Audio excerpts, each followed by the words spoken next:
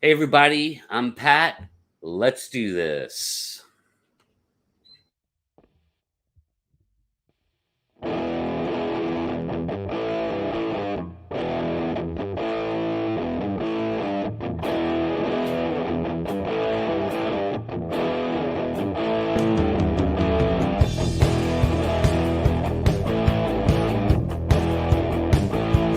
Back to nature, climbing higher.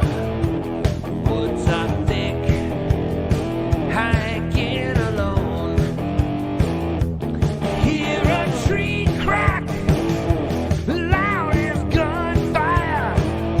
Stops you cold, chill to the bone. Hear the crowding, turn to howling. Something's prowling, just out of sight. Beast in the night. Beast in the night.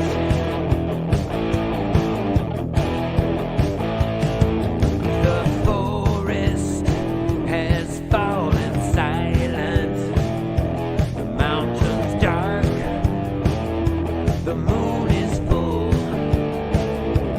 Catch the black shape of a giant, 8 feet tall, unbelievable. Your heart is pounding, huge steps are bounding.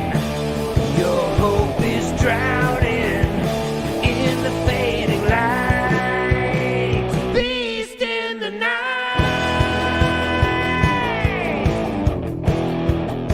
Beast in the night. Oh, hell yeah. Run for your life.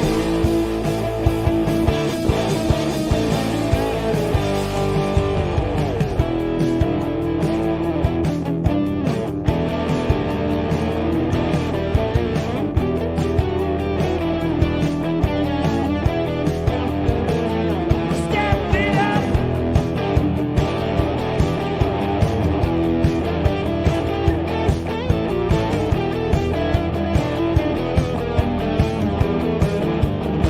Your fear is growing.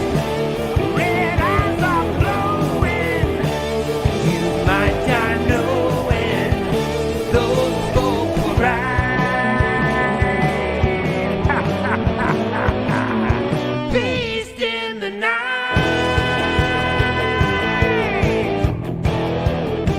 Beast in the night.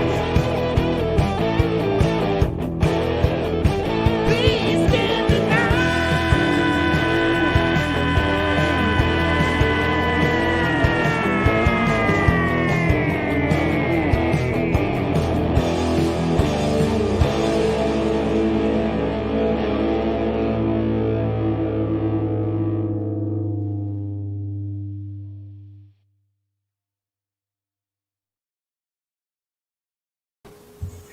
Hey, everybody, welcome to Squatch Talk. I'm Pat, and we hope he doesn't hear a tree crack. I'm Ernie. And glad you guys are here. And also down here, some guy named Patrick Vaugn. What's up, bro? Oh, it's just another day in paradise, you know. Yes, of course. Friday in paradise. So, yeah, man, this is part two of our think way outside of the box little theme we're doing this week. And I don't know, we might try and pick up where we left off or just kind of launch it from here, man.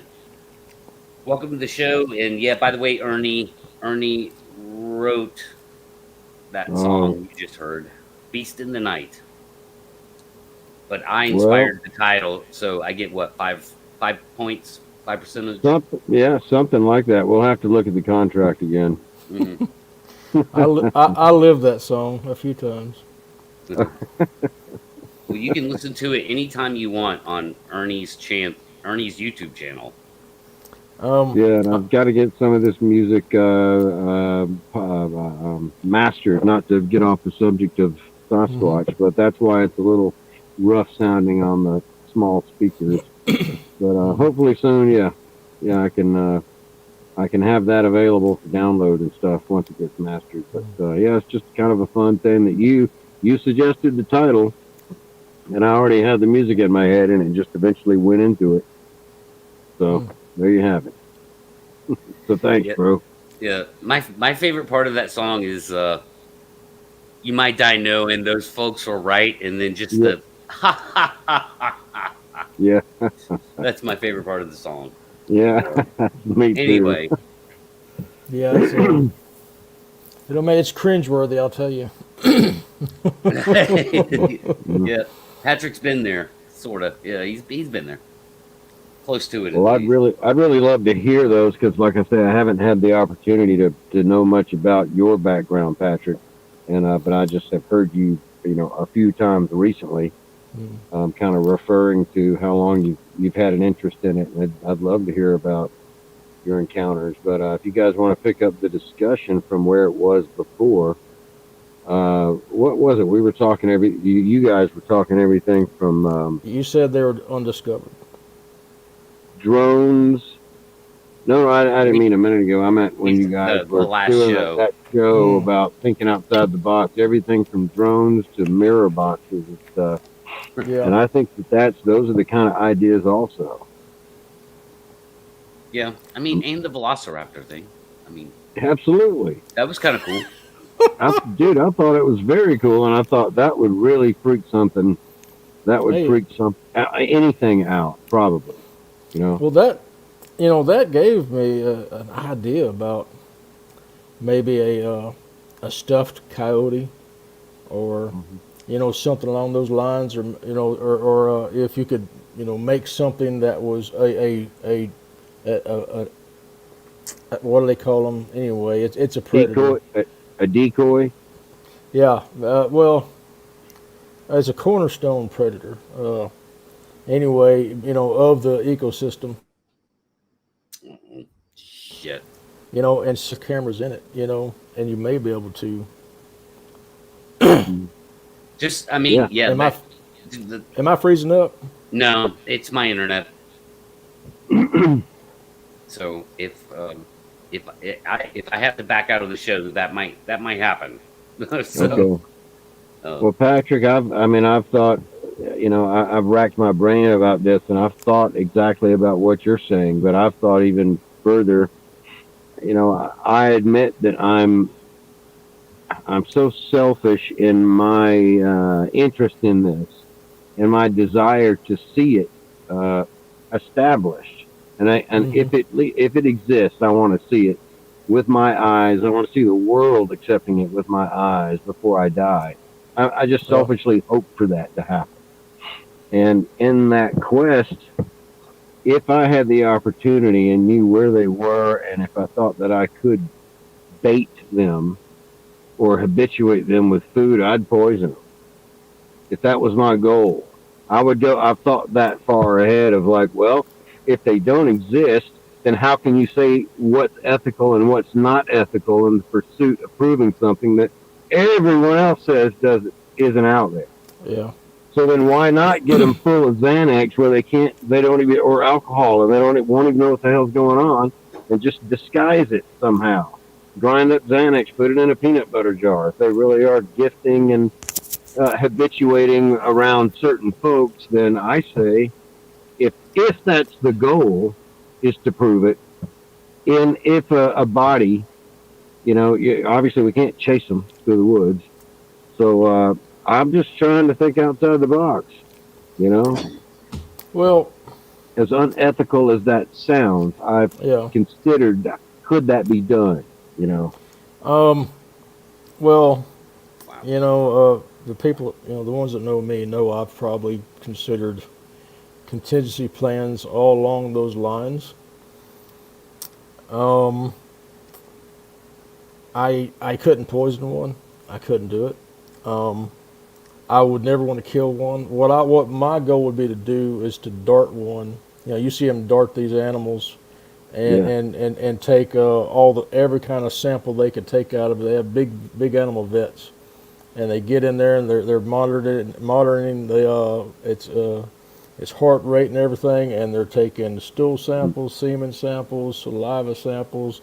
You know, taking pictures of teeth, blood, DNA, you know, and then you know, they're in it and off of it in less than 3 minutes, and then they're waking it back up. You know, that would be something that I would do to one. As far as taking one's life, I don't know. I think It- Ernie meant poison, like throw them off their game, not kill. Yeah, okay. well, Like with I alcohol. was just saying theoretically, I was surprised that in all these years of research that I haven't even heard of people trying unethical means. But Yeah, no, I certainly wouldn't. But I've always thought, you know, if you could drug them somehow, in other words, a way to trick them. But I'm talking about a yeah, way to capture, like you say, dart one, get one on the ground. But if you can yeah, disorient somehow yeah, something by tricking it by ingesting something it yeah, doesn't know is an intoxicant or a sedative or whatever the yeah. hell. I'm just Well, tossing out some crazy ideas yeah, because this is a crazy damn subject, and yeah. I want to see it done. Um, yeah. I mean, it's it's a possibility. Honestly, uh, the main reason that I shy away from that is because, okay, you get one. What about the other three that's sitting there watching you go in on their buddy that's down? You know, there's a certain safety aspect to it, and you know, not only ethically, but you know, the safety aspect of it's one reason. But and if I had to, I mean, if I just had to take one out, I could. I just, I personally am not going to kill something to for science. I'm not. I just can't do that unless there was something that would. You know, now there's two sides of that coin. If you have a body and they can study its, you know, its immune system and everything else, we could help it if it ever had a problem within its species of, you know, some That's kind true. of epidemic or pandemic. You know, so there's two sides of that coin to look at.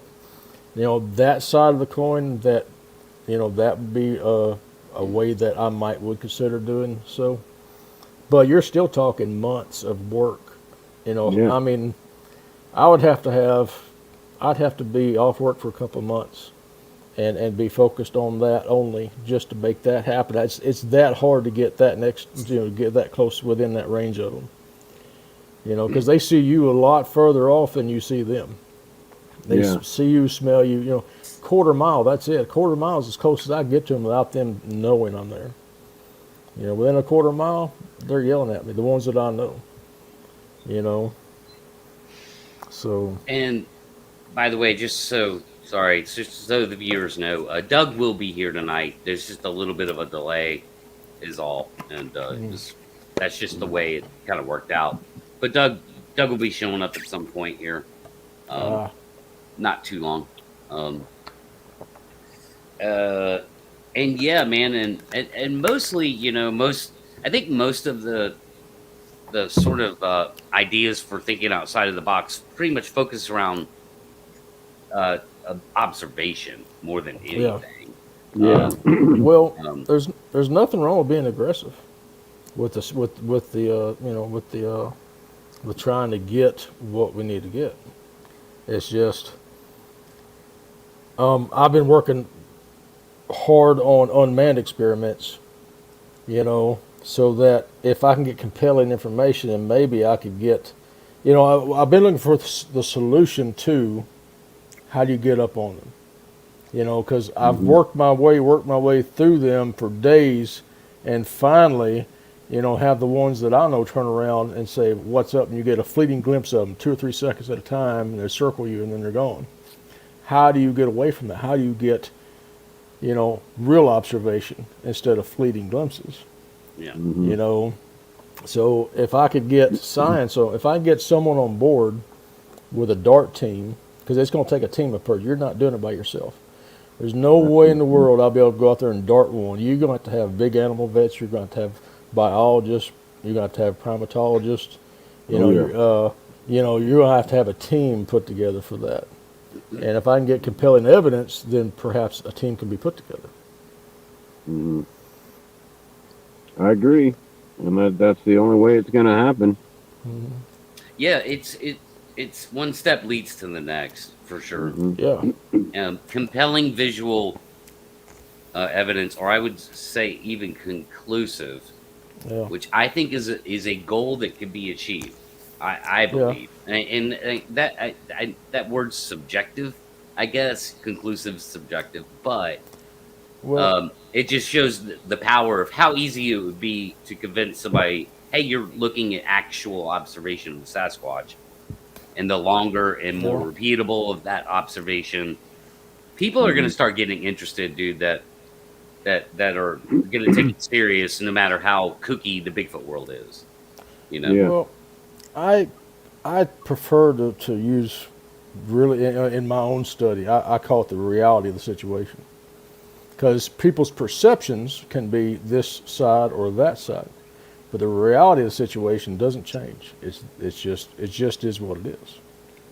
And so I started off debunking them 8 years, and then years can't believe I'm studying this, but here it is, and it's a stupid problem to have, but this is it. And then yours tracking them, and then going into, okay, how do I gain evidence on these, and then failing for 4 years to get video evidence, but also having observations of how they go through an experiment and how they pick and choose and how they move and what they avoid, what they don't avoid, and gathering evidence from, okay, taking all the failures out of the experiments that I've done and redesigning and putting successes into them so that I can get to a point where I have an experiment that I can put out there and get it. And anybody can do it less than $100. That's been the goal. Right. Well, Patrick, what are your views on you using drones? Do you feel that would be a really good technology to employ? I would love to. Yeah. I'd love to do that. I don't have the 10 grand to put in it right now. And maybe 3 or 4 years, I probably could do it. I got a couple more years to, of shit I got to do. But then after that, I could probably do it. But the problem is now. I'm not going to postpone. In the engineering world, you can dream of the best situation, the greatest programs, tools, interfaces, everything to use. But the reality is right now this is where your feet are, and so you got to take this technology and that technology and marry them together in a way that will forward your progress. And so that's just what I've been doing. Well, I really hope. I think that people like you, Patrick, and Pat are inspiring others to try to put their nose to the grindstone a little more practically, as opposed to just decorating a Jeep up with they're coming up with the name of their Bigfoot group, and then just and filming themselves doing it. Going out in the woods, and it's all about them. But I'm really glad to see and hear of folks like you that are really at it. Although whatever inconveniences or problems they're causing, I mean, I consider people like you, Patrick, to be knowers, not necessarily believers, but knowers, because that's how you see it. If I saw one, that's how I would see it. So I kind of wish I had that knowledge, but at the same time, geez, dude, I could have a heart attack. Kind of don't. It's a stressful thing. I didn't want this. I was perfectly fine doing primitive survival. I'm not of the Bigfoot community. I come out of the primitive survival, primitive living skills community, teaching knife-only survival to people, and run into this thing twice. Okay. The second time, I decided, okay, something's got to give, because if they're not going to leave me alone, I've either got to find out what this is, or I need to go see a shrink and get on some pills that I don't hallucinate anymore. That was where I was at. Wow. But myself and my son and a person I was with, we saw my third encounter, 2011. We all saw it. It's there. There's no hallucination. There's no mass hysteria. None of the things that, I tried to use to explain it away. Mm-hmm. I thought it was a known animal doing an unknown action after dark. I thought it was just a bird that was flying through the woods and knocking on trees. That's what I thought it was, but it wasn't. As she stepped into the firelight, there she is. So it's a job to do, because I've been out there and camped out with limited firepower, no firepower at all, have my camp stalked. What is the safety factor of these things? And then I start hearing, allegedly people going missing. And that weighed on me. How do you sit there with your mouth shut, running into these things? You got a whole community over here that's pushing to find them and have them established, and I'm over here in the primitive survival community, and did a 16-year study of this family group, and learned how to track them enough to where I could pick out their home sites and other areas and go find other groups. So if someone's really going missing, I'm not keeping my mouth shut. We need to get awareness out there. And I don't care. I'd love to prove they exist, but I don't have to. I want someone to listen to me and listen to me say they are real, they are out there. Be mindful of what you do out there, and if you run into something sketchy, back out. Get out of there and think your way through a problem without getting yourself hurt. Yeah, that's good advice. Yeah, well, just so you know, I mean, it's like there's Ernie definitely has awareness, because like he lives maybe 50 yards. His cabin he lives in is probably about 50 yards from where I had my wood knock encounter. You'd say. Yeah. Mm-hmm. Yeah. Yeah, I thought about that the other day. He's never had anything happen at the cabin ever. No, you won't. If you don't know, they don't want you to know. So long as they don't have to try to intimidate you. As long as your presence there is not a threat to their survival, you won't know. Because they don't want you to know. You turn around and make your presence a threat to them, and you're going to know. You go out there doing something silly like yelling, whooping, and knocking at them. You may find out real quick. But in the back of your mind, you'll say, "There's no way that happened." Yeah. Mm-hmm.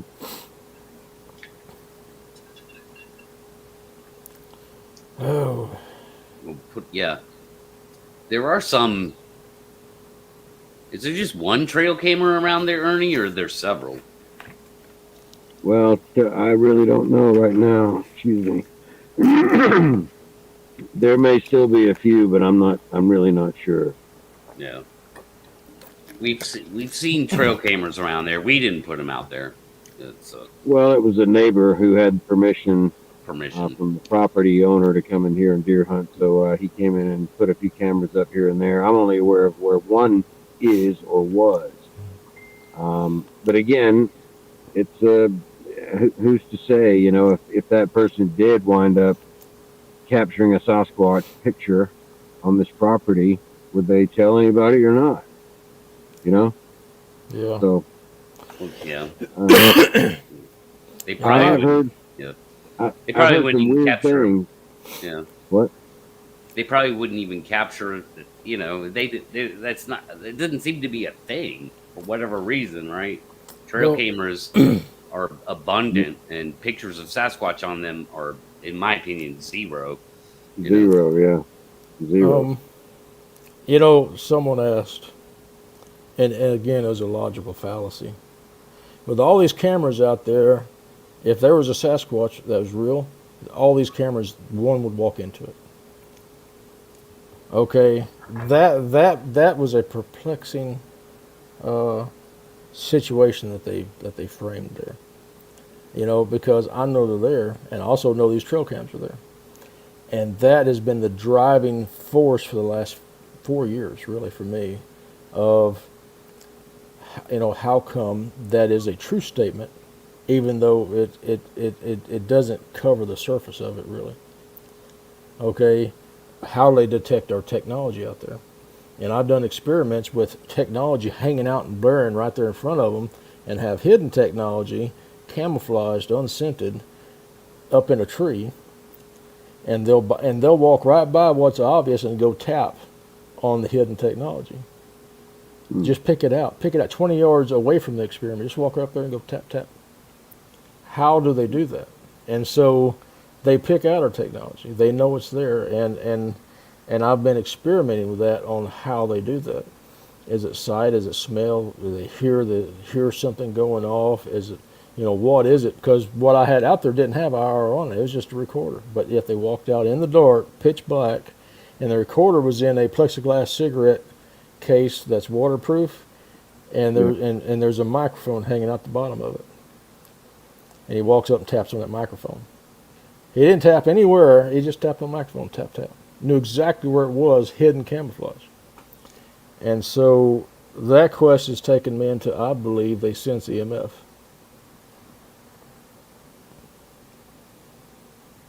Yeah, apparently they are quite aware creatures.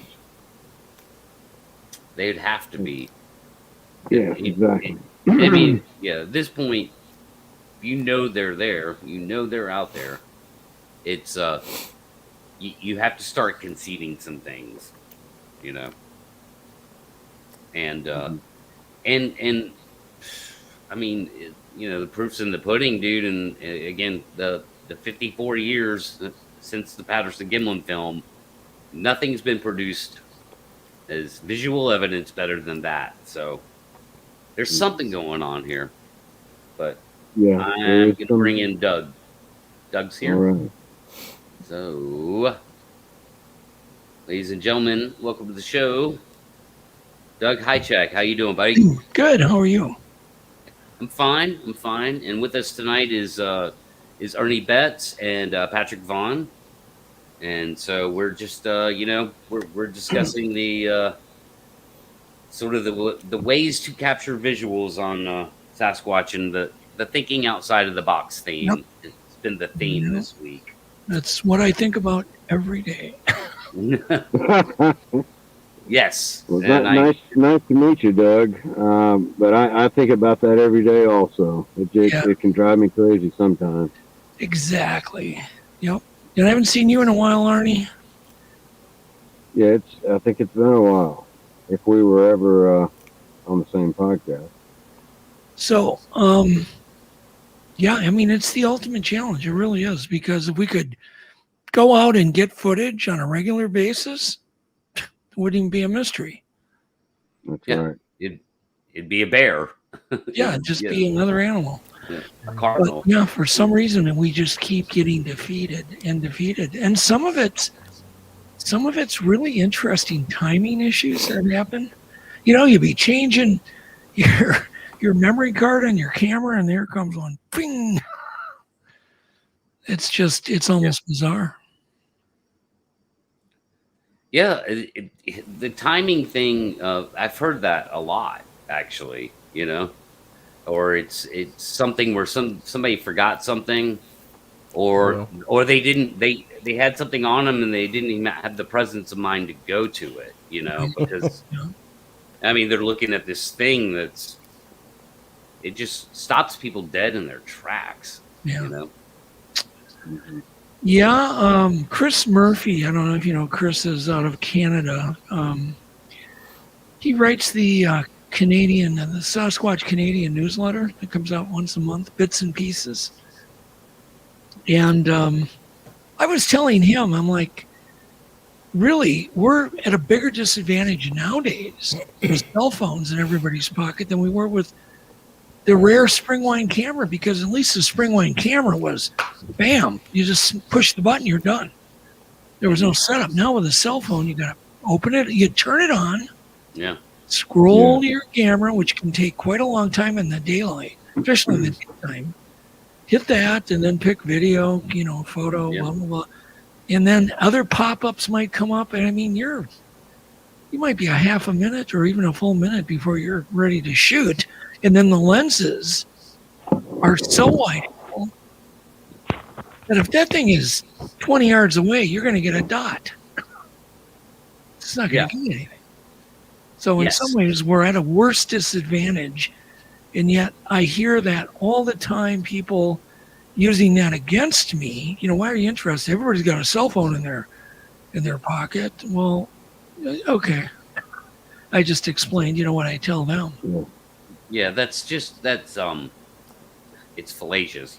Yeah. It's just not a good argument. Because you're right. Cell phones just they're meant for this. Like that, they're made for that. That's what people use them for, and not like great photography at 20 yards. Right. Even the newer ones that have 4K and all that, as good as that is, it's not meant to do things at distance. I mean, that's what real cameras are for. With lenses. I literally recommend everybody go on eBay, buy a $35 spring line camera. You can still get 35 millimeter film at Walmart, believe it or not. Wow. Mm-hmm. They even have 16 and 8 millimeter movie stock you can buy right on Walmart.com. And just carry one on your, put a strap around your neck because it's just pointing. Put it on infinity. Now you've really got something. So for $40, you can have, the Roger Patterson setup basically. Yeah, you're right, because he went to it. I mean, he had it ready to go, or wherever. Push a button and you're done. And that's it. It's just push a button. Yeah, because the first part of that film was all bumpy and shaky because he's running towards the damn thing. He's already filming. Right. Well, he already got the camera on. Yeah, and I try to do some. I mean, I just challenge anybody to just really. Have somebody put a stopwatch on you, how long it really takes to go from an off camera when you're not familiar. How it is. Yeah, sure. If you check, I know exactly where my camera app is. No, just take a cold camera that you haven't looked at in a couple of days, time it, scroll through everything and see how long it takes you to actually get a photo. And by then, whatever you're looking at is probably going to be gone. Mm-hmm. Yeah. Especially one of them. Yep. Yeah. And approaching on horseback has been, posited by different folks as a way, since that's how Bob and Roger did it, because such creatures would presumably have no natural fear of horses. Yeah, absolutely. The scent, the sound, everything. Yep. Mm-hmm. I still think that's a factor. It's not the, just my opinion. It's not the explanation. No, but it was standing behind a big root. It was the perfect storm. It was standing behind a huge root pileup. Then you've got the rushing stream. Then you've got them on horseback, and they're walking on soft, very, very soft soil. It was just the perfect storm. Yeah, and they intersected at one point with all the right conditions. Yep. And just so happened, Roger had a camera ready to go. Yeah, and had practiced taking the thing out of his holster really quick. Yeah. The camera holster. The only thing went wrong is his horse went wild. We may have got way better footage had that horse not gone berserk on him. Yeah. And they had already been filmed. The idea was they were going to hopefully find tracks that they'd been told about, and they were going to basically shoot background footage for the documentary that Roger wanted to make. Yeah. And so they had so many days of film already used up that they had already shot. Right. And then the very last reel of film that they had, and remember, you couldn't check the image in the field on that camera. You just had to aim and pray and hope that you got it, and wait until it's developed But anyway, yeah, that adds to the credibility of the story. If they were going to hoax with calling some guy in with a costume, why did they bother wasting 5 or 6 previous days filming, nothing but leaves, To get some fall leaves, and to then get wait it till the in last one day? take. So Yeah, yeah, to get it in exactly. one take at the end of the Yeah, film. Like, barely one take. I At the mean, end of the film. So there were anywho, are right. Roger had enough stuff lined up to just do a normal doc. Just like I'm doing Legend Meets Science. Yeah, we have a field effort going on, but chances are we're not going to get any Bigfoot footage. Just I so, wish I wish I was tracking for you. yeah. Well, we're going to get together, Patrick. Trust me. We're just working on getting the funding right now. Me But too. yeah, I'm actually excited to work with you, Pat. So I don't know, and the technology nowadays is still really not there. I mean, we put together a camera system on this forest property that we're working, but we have kind of the perfect storm there because we have amazing internet connection. We're broadcasting repeaters outside this cabin. So we have repeaters in the forest. But the only reason we can do that is because this guy's got such amazing. I mean, he's got better internet than I do. He's in like a pilot program area out in the middle of nowhere. And so, and there's been numerous sightings on the property. I think about 7 now. Then even the neighbors, even as far as 2 miles away, have seen them. So we have just the perfect storm of conditions where, I feel confident to say we have a 1 chance in 100,000 to get footage of a creature versus the normal of 1 out of 250,000. But lightning does hit. It does hit. I won a car once, and I heard the odds of me winning that car were 1 in 250 million. Mm. And I hit it, and I won this car, right? So it does happen. You can't say it never happens. Patrick. Doug, I'm not sure what all experiments you're doing, but please do a single knock every 68 seconds for about 2 hours. Just spend 2 hours doing that. Have you had luck with that exact formula? I have had 33 encounters. Whoa. 68 seconds. So what's the significance? Is it just something you've narrowed down? I narrowed it down to that. A single loud knock is a hailing knock. It's to whom it may concern. Hey, I'm here. Okay. Okay. You can do that every 68 seconds. And what I was doing was equivalent of you sitting on a park bench in the middle of a park going, hey, hey, hey. Eventually someone's going to walk up and say, hey, back. I got you. Okay, it's a hailing call. Yeah. In other words, if you put a blindfold on and just say hello every 68 seconds, eventually someone's going to be in earshot, is what you're saying. Yeah, but it can get interesting. I've had them come in and do a knock a couple hundred yards out and do a knock every 50 yards coming all the way in. Yeah. To a wood line. Yeah, wood knocking has been our go-to thing to attract these things. And I still believe in it. I still ask every reason, what do you do to attract them? So many people say they whoop or they call, and I'm like, I don't think that's the way to go. You don't have big lungs. Mm-hmm.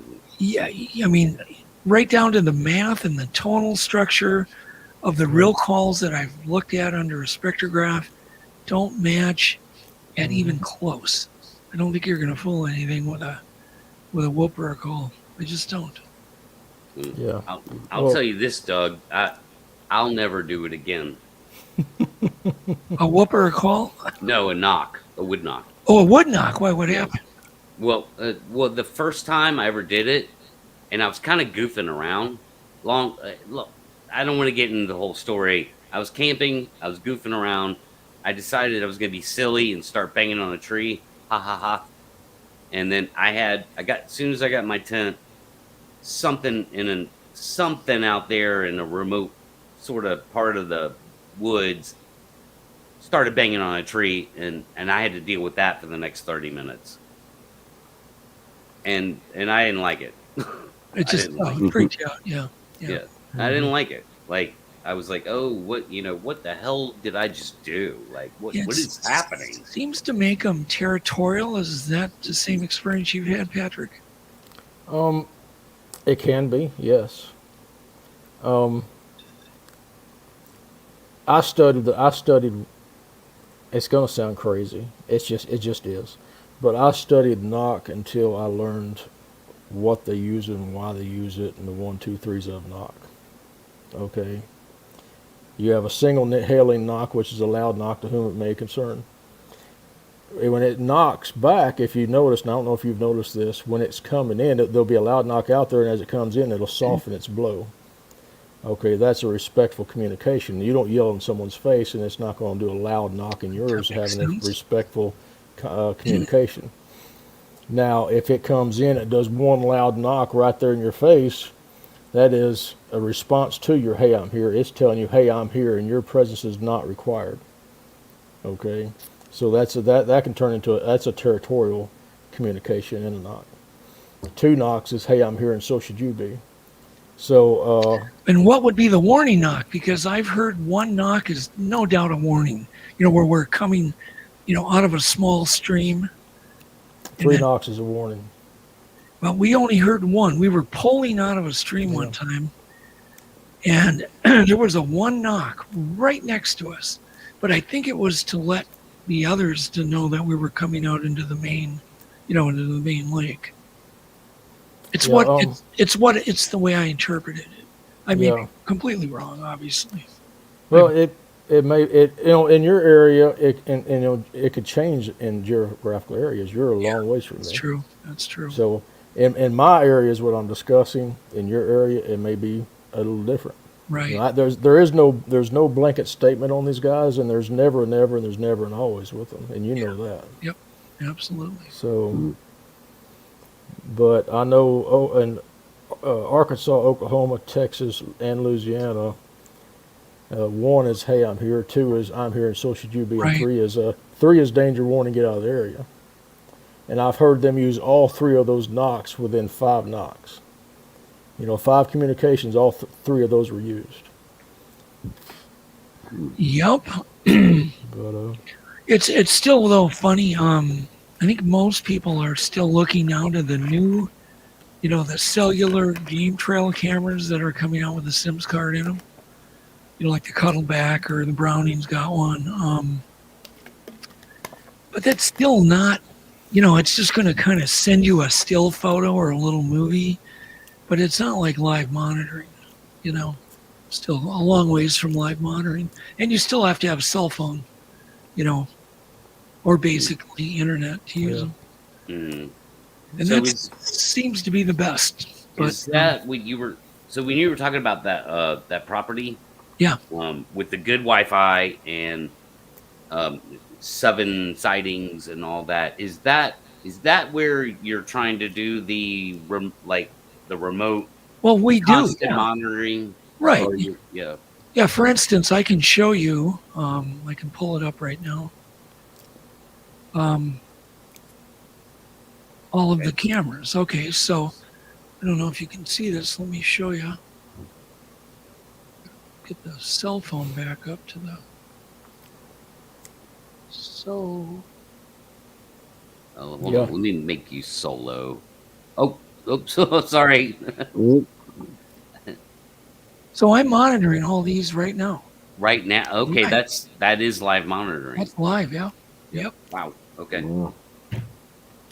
Totally live.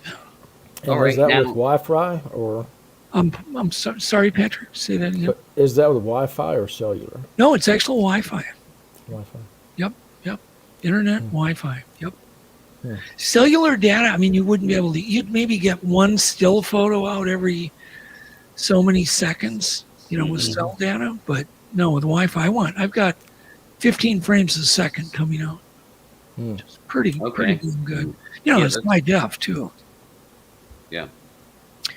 And is that the one that you were planning to? Are you broadcasting it, or are you planning? not yet. No, there's a reason why we're not. we have to reflash all of our cameras, right? That's happening soon.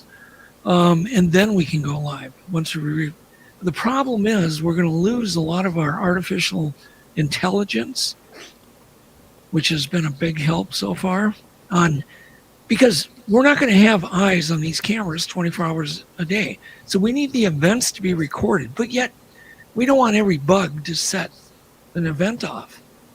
Right. Who wants to go through 10,000 events a day, right? Yeah, right. Patrick? Probably not. You got better things to do. So do we. And so the artificial intelligence can say, we can dial it in and say, we only want hominids. Here's the shape that we want. You know, if it's over 5 foot tall, it's, you know, we can give it these parameters and it's only going to record the events day and night. So then it just limits what we have to go through. That's You know, we can clever. put I on didn't know you could do on that. their bears, and we can just get bears, bears and dogs with 4 legs.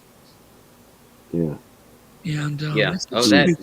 That AI definitely exists. I mean, the software is getting so it's amazing Yeah. that, I mean, I hate to be one of those guys, but to me, it's like, it's only a matter of time. Like, you know, the technology will right. catch If up. you go to my Facebook page, you can actually scroll down. It's getting kind of low now because I posted a few things, but scroll down to some of the camera clips I put up, and you can see the AI grabbing. You know, the AI boxes grabbing. You know, the different areas. It's pretty cool. It does work. I'm still experimenting on how they pick our tech out in the woods. Say that again, Patrick. How they pick our technology out in the woods. Oh, yeah, of course. Yeah, well, that's the one we're all puzzled. I mean, if they have UV vision, which many mammals do, and they're finding more and more all the time, those cameras are going to glow. Period. They're going to glow. It's not IR, it's the opposite. I think it's UV. It could be. They see like a honeybee. Really? Yep. Huh. And if you I'm tell everybody again, because there's no one podcast I can do where I can reach everybody, but go to Amazon or wherever your favorite shopping place is, whether it's Walmart.com or wherever, and buy a UV flashlight. They use them for pets.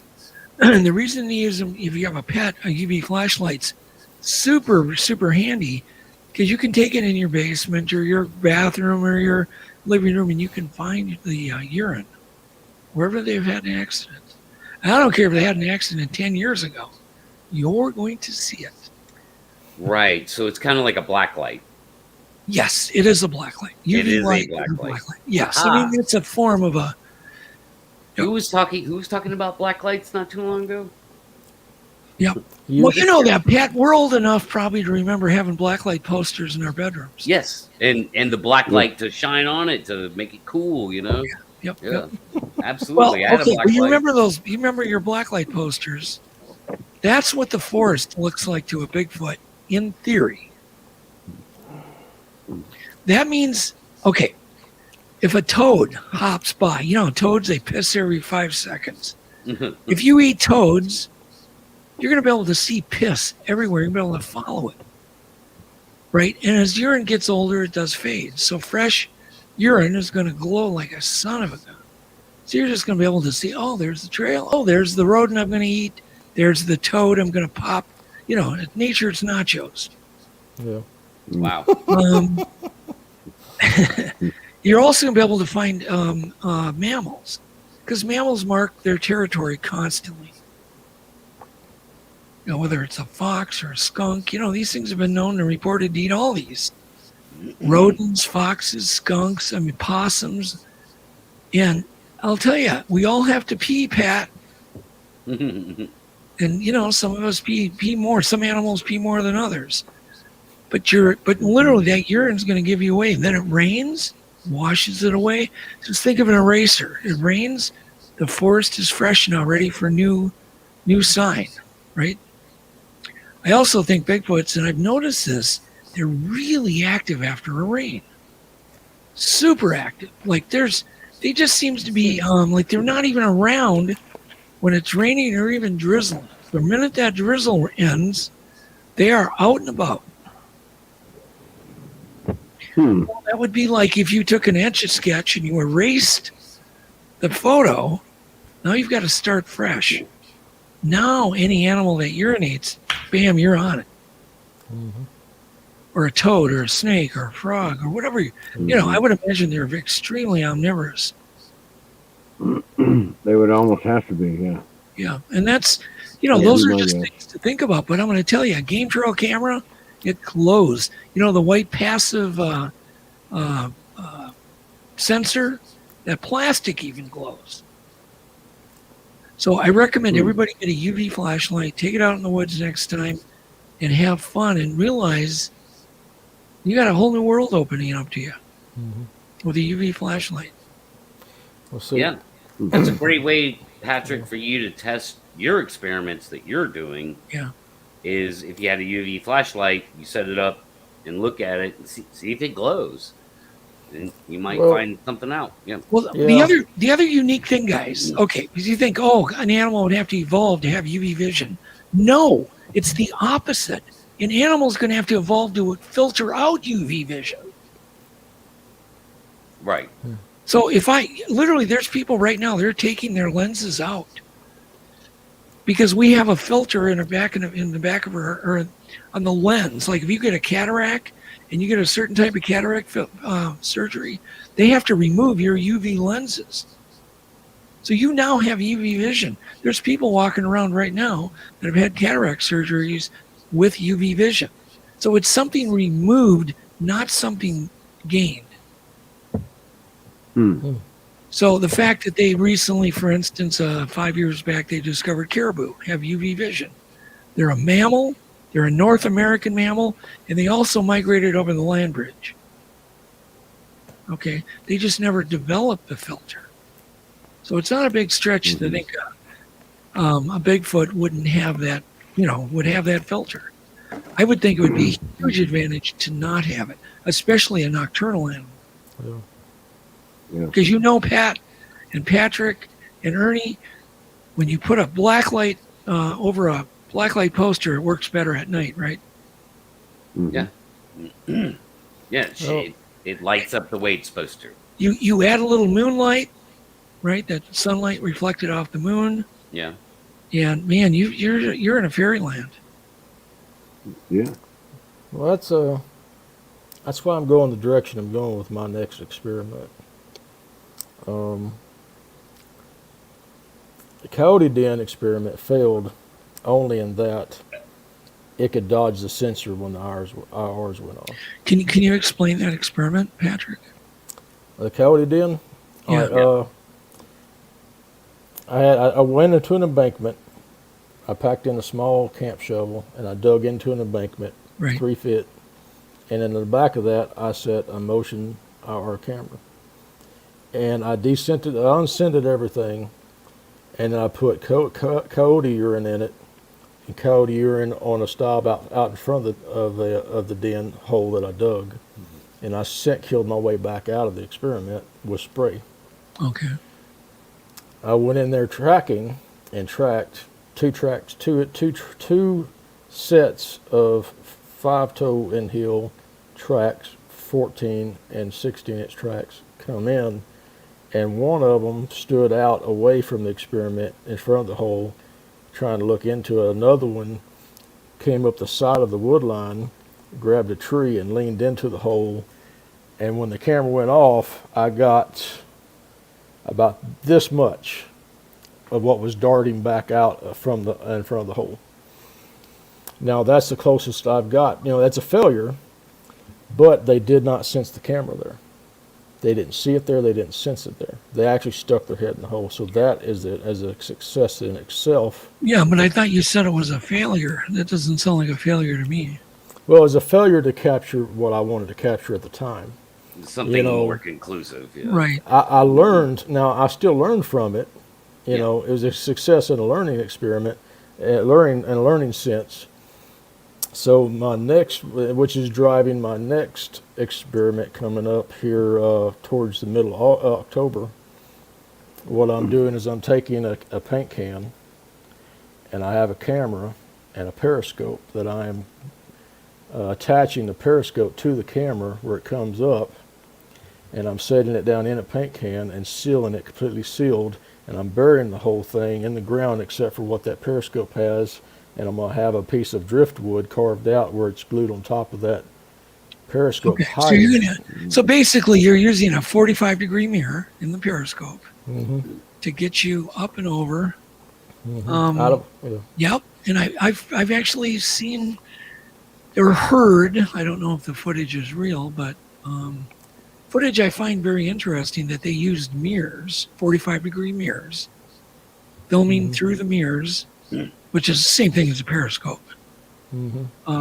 Yeah, that's interesting. And the idea is to have the camera buried for EMF, sound reasons, or what's the? All the above. All the above. If they're seeing in UV and the UV film on the camera lens itself is giving it away, Right. putting a periscope on it and keeping a piece of wood over it, Right. and any light from shining in on it should keep it from refracting Right. UV light. And just to say something, do you know, I've made literally hundreds of periscopes, big ones, giant ones. I've even made them for TV sets to be able to project back in the 70s, project through a Fresnel lens, onto a wall. Basically a poor man's TV projector. But anybody can do this just by going to, God, you can get a glass cutter, 10 cents, and you can get a 12-inch mirror, and you can make your own crazy periscopes, because really you just need a set of mirrors all at 45-degree angles. Yeah. You don't even need a lens, it's just the mirrors. Well, I try to design my experiments for anybody to be able to do. Yep. I'm not going to solve this problem with my experiment. What I can do is solve the problem of how they're sensing Right. what's there. And so I'm taking away all sensory, because Yep. they didn't find it in the coyote den. So I'm burying the camera and just having one portal that can be filmed out of, and I'm getting away from the sensor, and I'm doing Yeah. a minute, a second, Right. a pick every minute. And I'm going to take a tent. I have a tent, cheap tent. I'm going to cut a hole in the bottom of it and set it over, and that way it keeps me from being observed in the area, setting the experiment up. Yeah. I'm You're, gonna have- I like that. you're definitely onto the right track there. Yeah. It's multi-step. Mhm. I've been telling everybody it's going to be a multi-step effort that's going to get Yeah. the footage. They're going to be the one that wins. Now, if I can get an experiment for under $100 that can get video, even if it's stills or 20-second video clips, if I can get 10,000 people that can do it for under $100, Yeah. and 2,000 or 3,000 actually have success with this, across the country, because the criteria is I want everybody to be able to do it anywhere in the country. Yeah. I want people to do it under $100, and I want consumables less than 20%. Yeah. Not That way, surprising. Yeah. That way anybody can do it, and I'll give it out and say, here's the design, go do it, because it doesn't just help the community, it helps me too. Yeah. You know? So we've been experimenting with basically our cameras are already very small. They're, let's say, 2 inches, or not 2 inches, 1 inch by 1 inch, the whole camera. And then we're completely decorating, like one with moss. One is a fur ball. One is a dead rabbit. One is, they're all, one is a no trespass sign, blah, blah, blah, blah, blah. One way up in a tree aiming down. It looks like just a clump of moss on the trunk. And obviously we haven't had any luck yet. We haven't filmed a Bigfoot. But we're trying. We're getting a lot of cool stuff, but no Bigfoots. I have a suggestion, if you don't mind, sir. Yeah, please.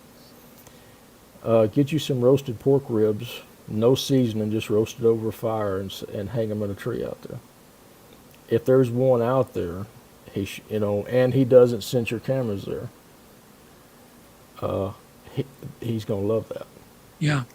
We haven't done any baiting with food on these live cameras, but we did before with regular standard trail cameras, and we got some really interesting pictures. For instance, we used a bunch of venison,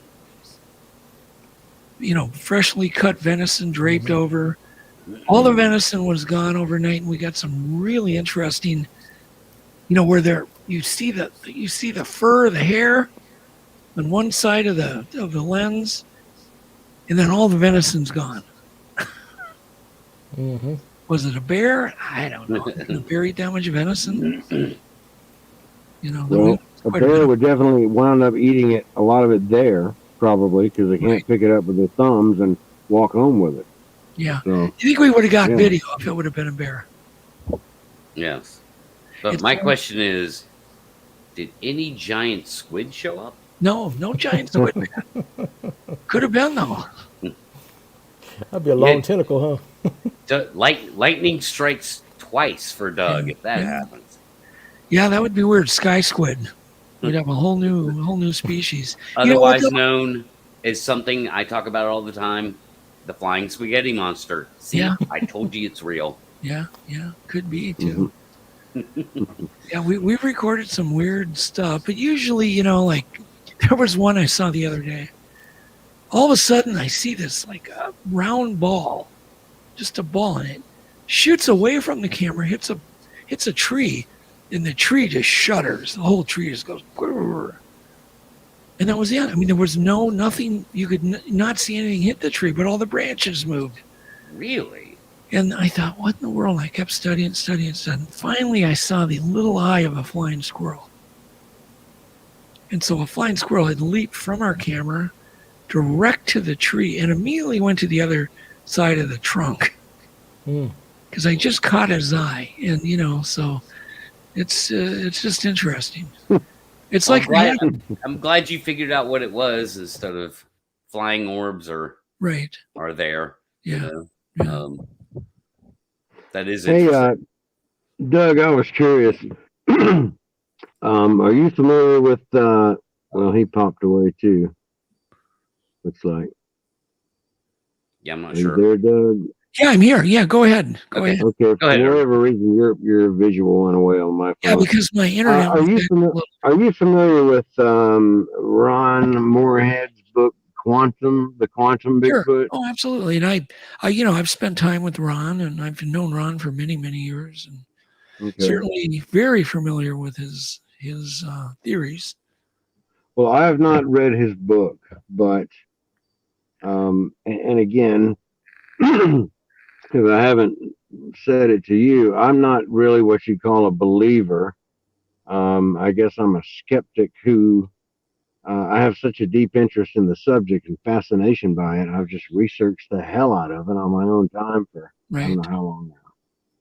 And so it's a mystery to me that I really hope I get to see some kind of answer, some kind of, solution to this that's publicly known around the world. I want to see it on the news, Yep. An 8-foot tall monkey man lying in the back of a pickup truck or something. That would be my selfish desire.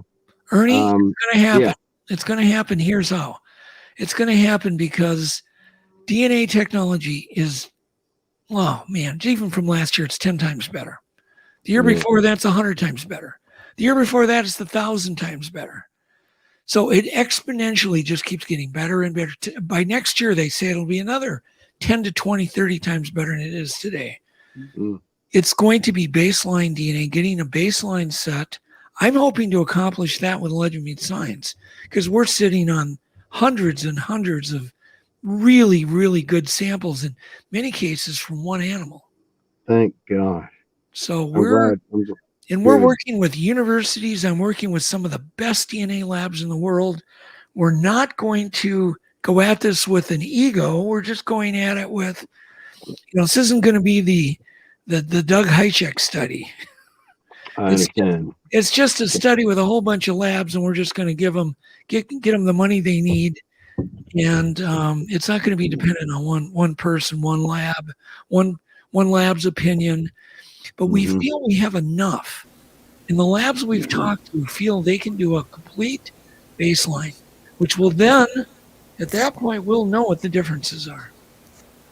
So, That would Okay. be astonishing. You know, that would be incredible. Yeah. And so Doug, would that sort of straighten out like Dr. Meldrum kind of he's been real good in the past few years of explaining the problems of up to this point with DNA. yes, correct. Is that it's not proper. No one's willing to properly sequence it. They Correct. don't want That's- to take the time. They don't. I've wanna, got the commitments now. No, I have the commitments. So we're raring to go. Okay, so Awesome. you're saying Plus, that these labs are now, Yeah. some of them are offering to do everything at their cost. Because suddenly they're That's excited. great. Because when I can tell them we have 500 hairs from one individual, mm, Wow. wow. that turns them on, and especially when they've already passed the morphology test. No medulla, tapered end, Right. Yeah. the very Never been thinner, cut. a little more wispy, it's a little more wavy, the coloration, blah, blah, blah. It's got all the morphology. And so if you could supply a huge quantity of hair, there are just, I hate to say just swear on your show, but they're You can. You can. they're really excited. I'll just say it that way. No, Super excited. they're freaking excited. Yeah. Well, I mean Doug, that's great. I'm so that is excited to hear that. interesting because that's a shift. I mean, that's quite a statement you just made. Because to me, that's a huge shift. Yeah, sure. Of course, it's a Yeah. big statement. Yeah. And I'm glad to hear it. Now, so I'll kind of segue into is that going to be is that a part of Legend Meet Science too? Yes, because that's where the funding is going to come from, Okay. to cover lab costs. Right. Although I have universities, willing to do all this and excited to do it, they still don't want it to go on the taxpayer doles.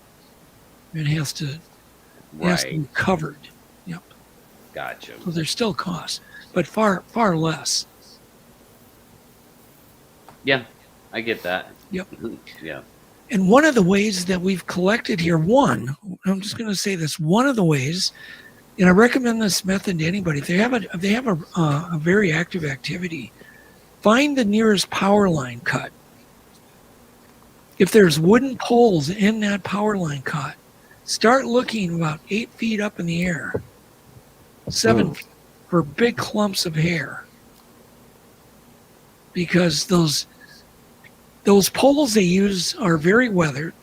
They're very, very rough. Yeah.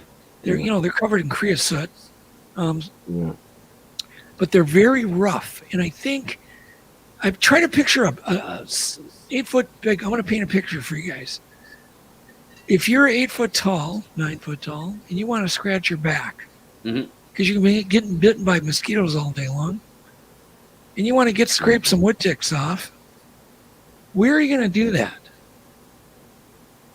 It can be tough on a tree because there's branches quite low.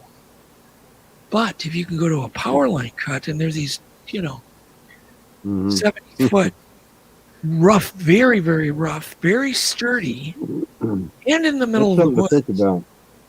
Yeah, I never would have thought about that. And I So, have a power I'm line guessing cut that- coming through this property.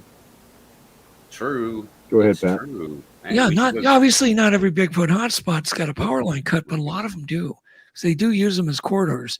I look for properties that have 2 to 3 streams coming into the property or near the property, a pond, maybe a beaver pond, a power line cut. I know damn well there's going to be Bigfoot activity there because it's a corridor. It's a travel way where they all meet. And it's been paying off. So Well, people are actually finding these clumps of hair in that exact situation that you just described with the Yes. poles. The poles. My end, sure. Yeah. Wow. And I guess I'm not sure why a clump of bear hair would be there, but has that been ruled Well, how out? can a bear scratch its back Yeah, no, climbing a tree? It isn't. It's going to have a hard. It's going to. There. If bear does it, they stand. I've watched bears scratch all the time. They stand on their back legs and they push against it, right? yeah, And the hair then is, at the 6-foot level. It's not. Right. Can't get up. right.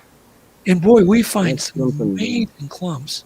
And then you throw them under a microscope, or even under just get a loop. Get a jeweler's loop. They're not expensive. Get a jeweler's loop and look for a tapered end. Look for the no medulla. Use a super strong flashlight. You can do poor man medulla work, and you can see with a jeweler's loop whether there's a pigmented core in the middle or not. And you can go online. You can get there's libraries online of what a bear hair looks like if you're in doubt.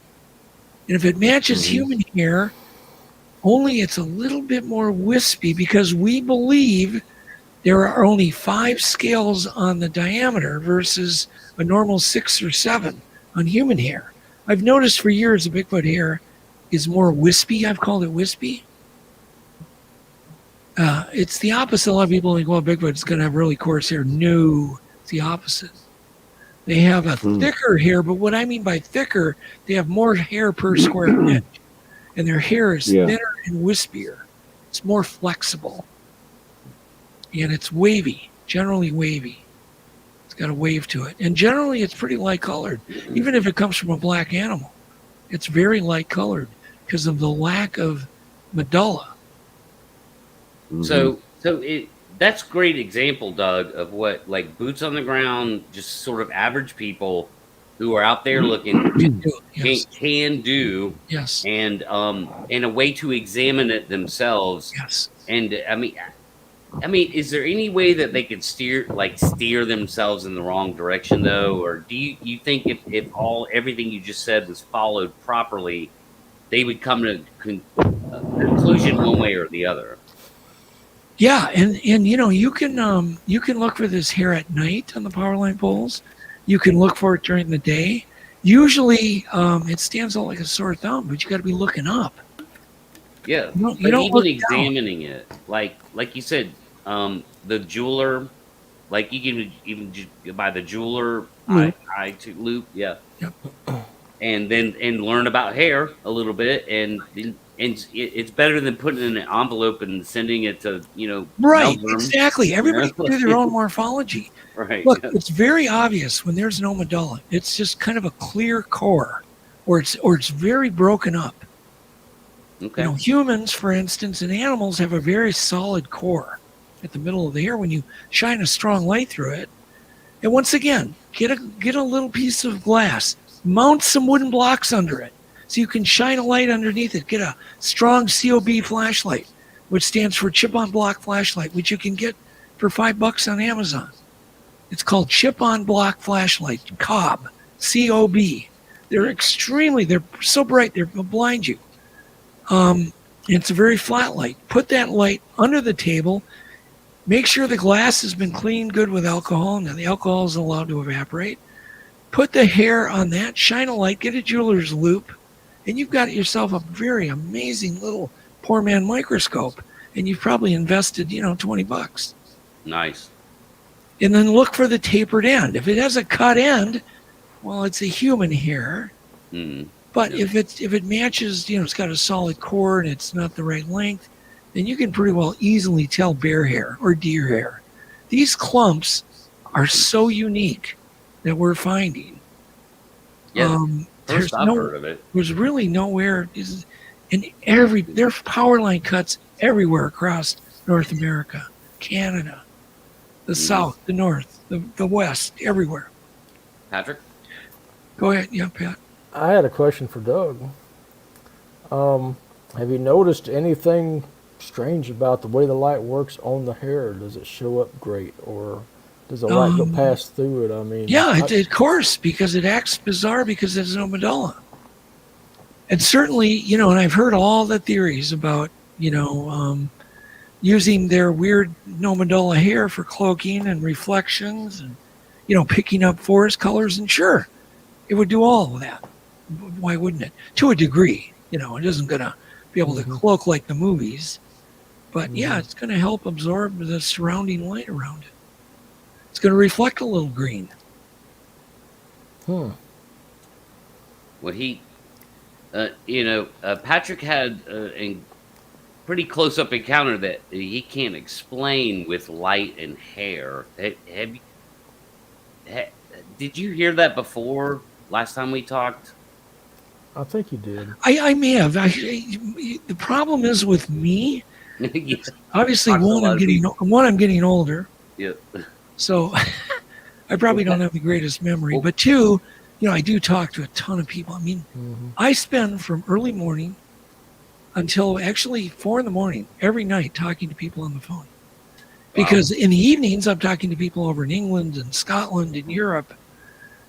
And, because I'm learning even from them and they're learning from me. And, we're talking. As long as we have great things to talk about, I'm willing to talk. And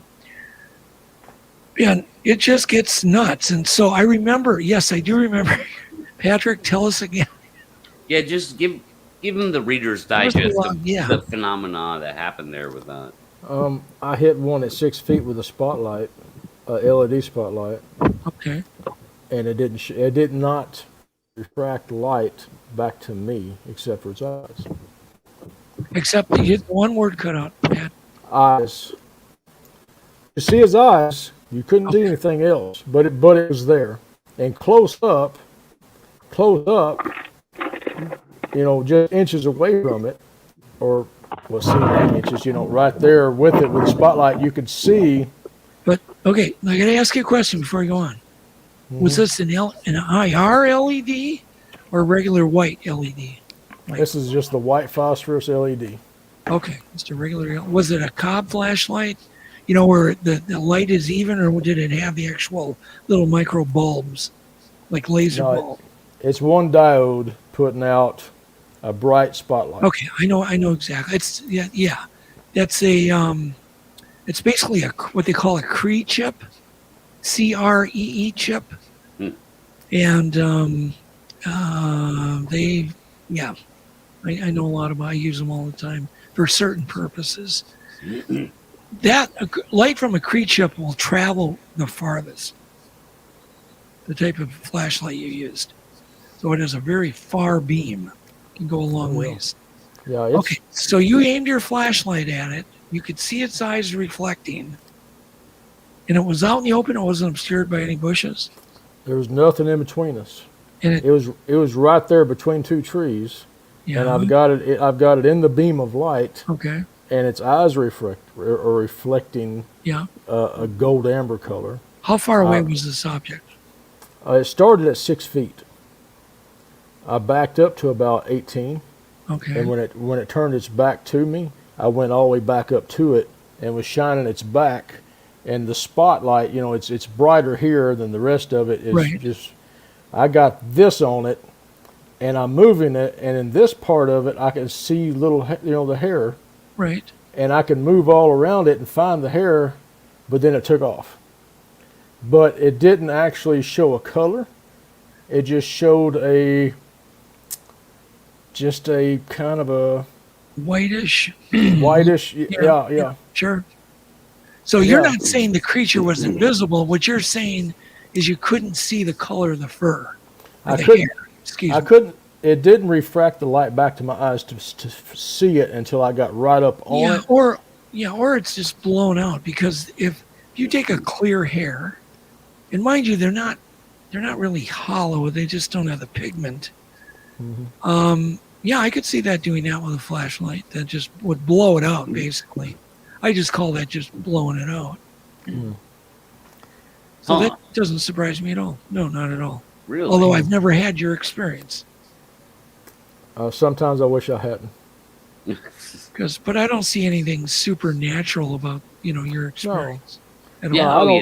We weren't even going in that direction, Doug. We just we've talked about it a lot, with other people, and we're like, well, the moisture, it's picking up some kind of moisture maybe on the hair, and that's what you're seeing. And It's a, Yeah. No, I mean, do you remember Purple those? Do you guys remember those old fiber optic tubes? Yeah. You know, I think I don't even think they sell them anymore. Yeah. Maybe around 4th of July, you can get a flashlight with a bunch of fiber optic tubes. But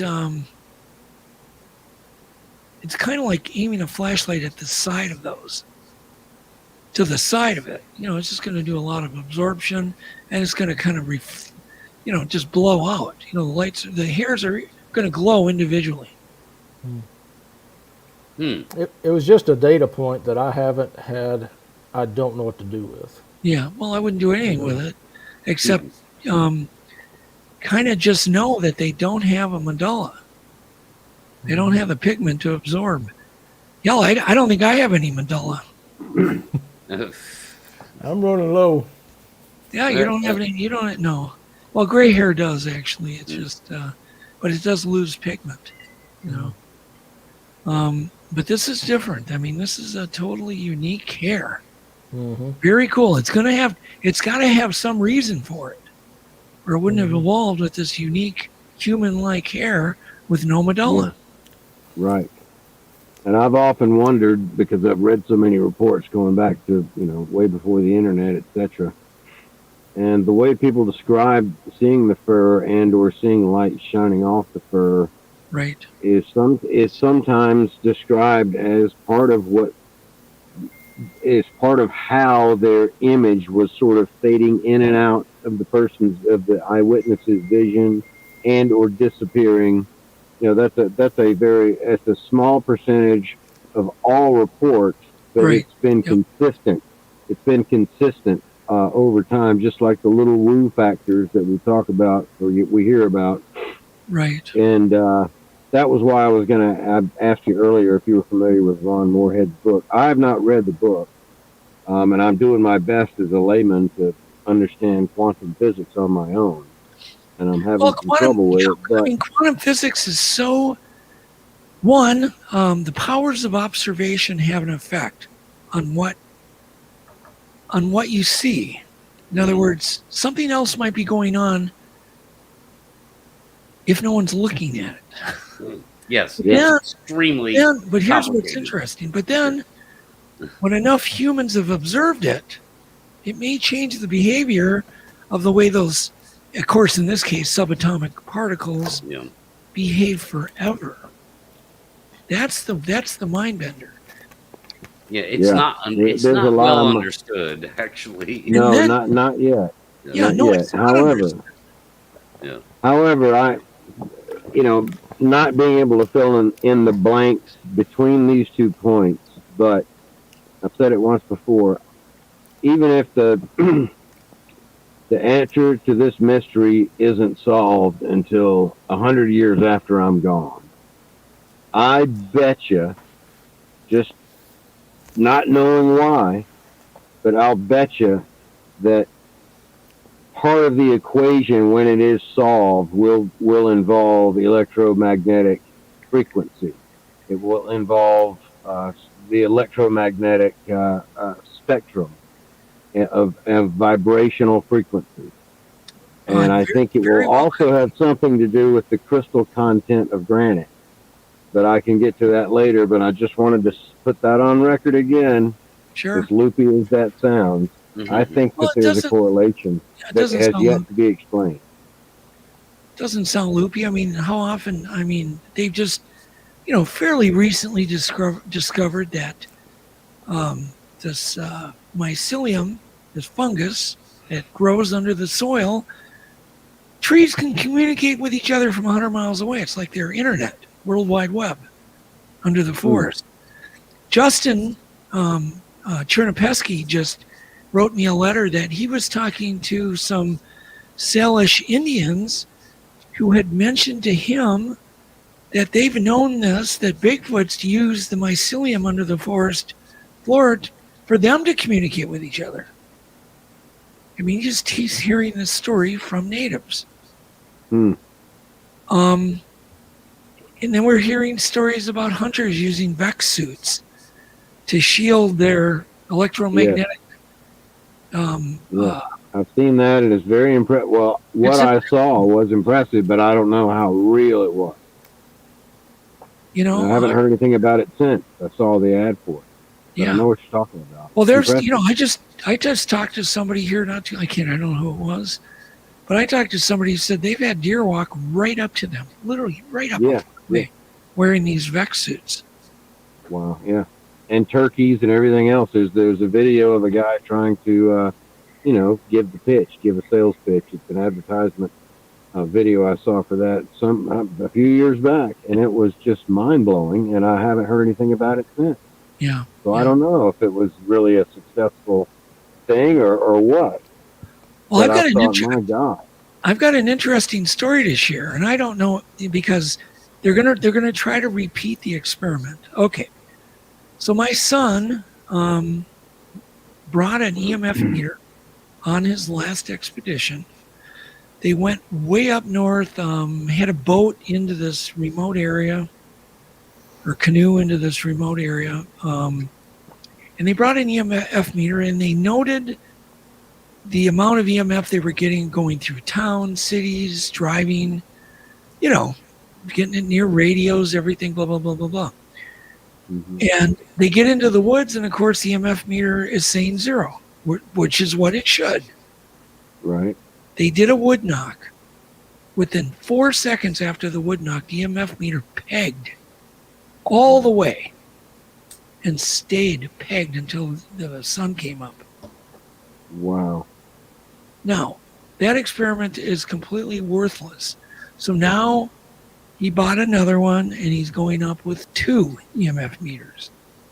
Because that could be a complete malfunctioned Right, EMF meter. Of course. So that backs up kind of what you're saying, Ernie.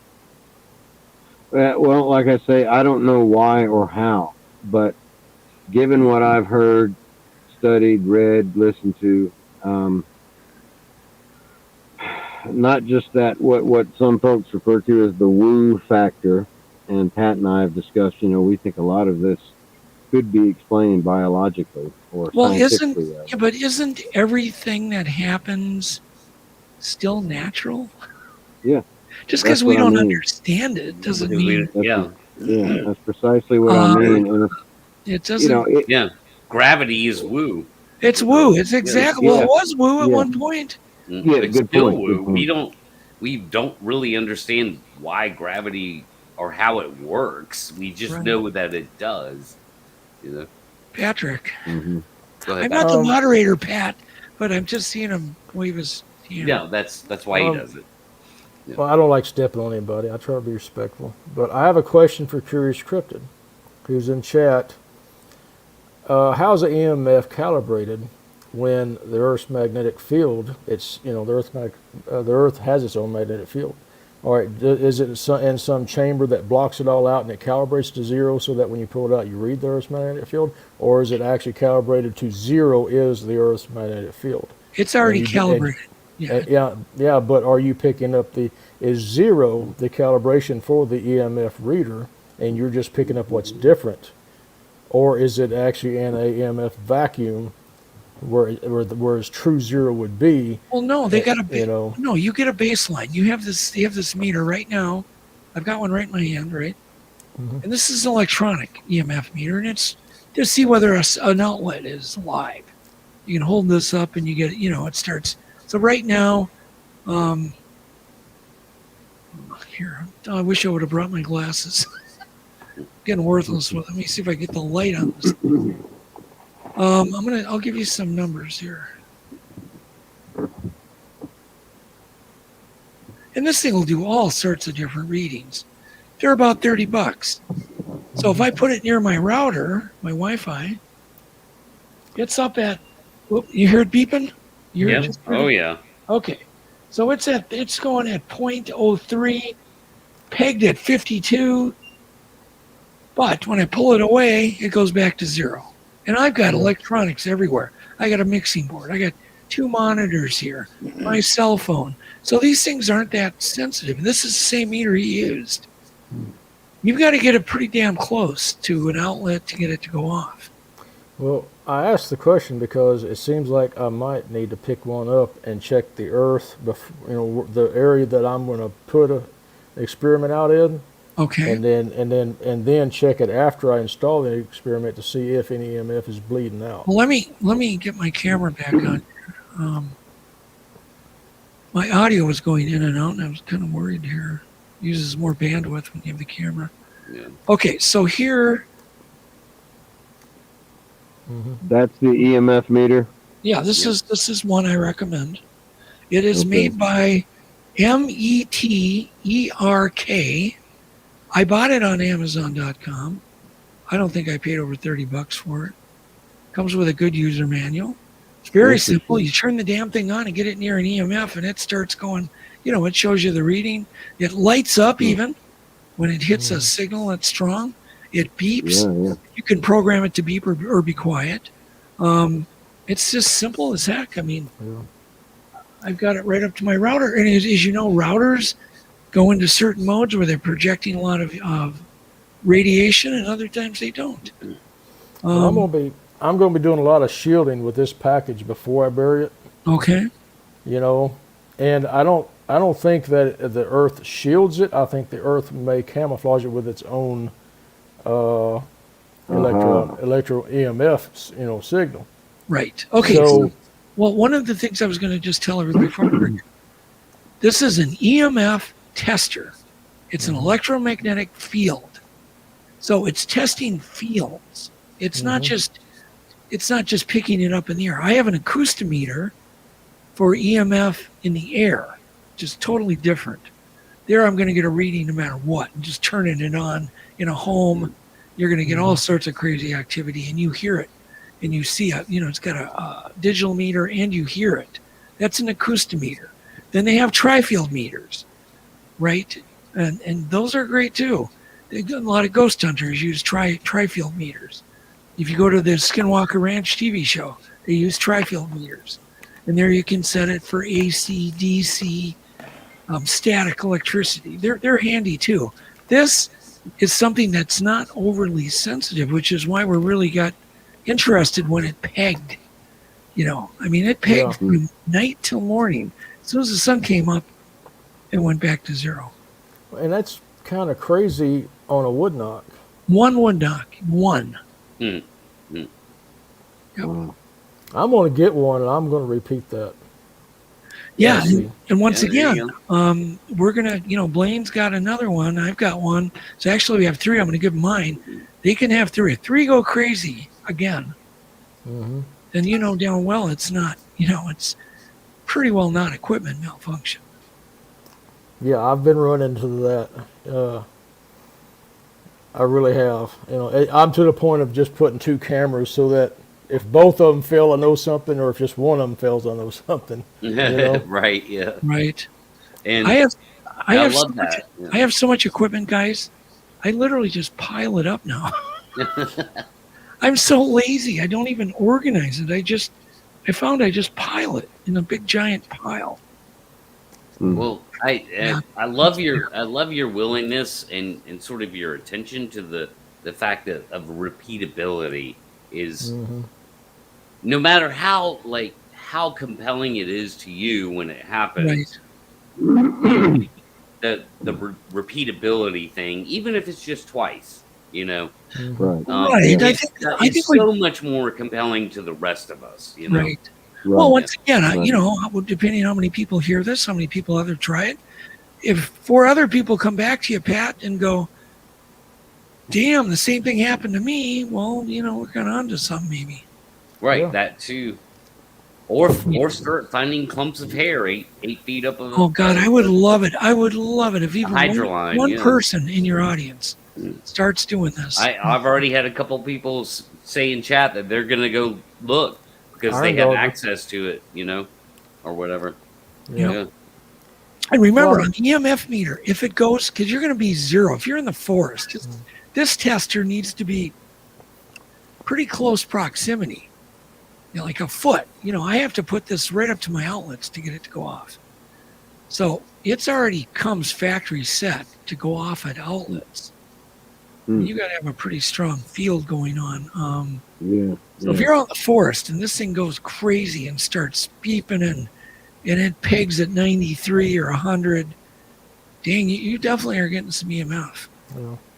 Mhm. I'm gonna have to get one to check my experiment once it's installed. You know, now that you brought that up, that's an excellent point you made. Iron Darter.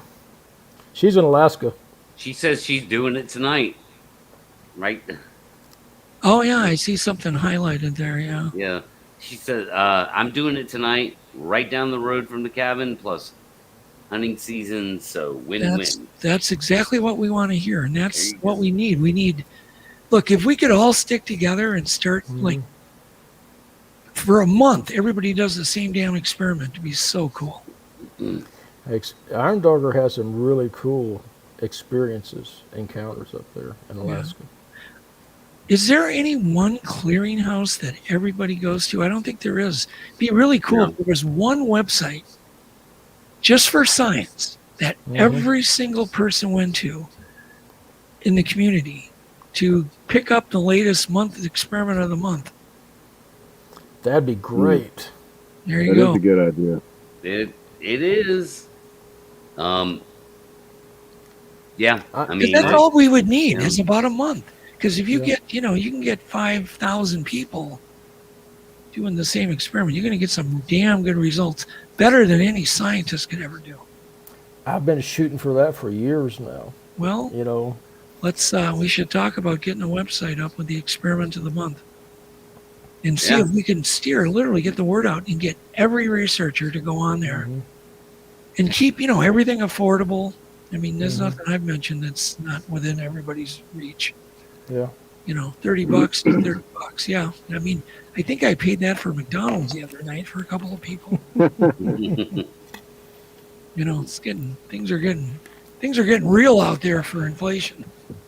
I'm getting excited again for the first time in a while. And this podcast, I saluted Pat the other day for it because instead of there being team politics or gang mentalities, button heads, just to hear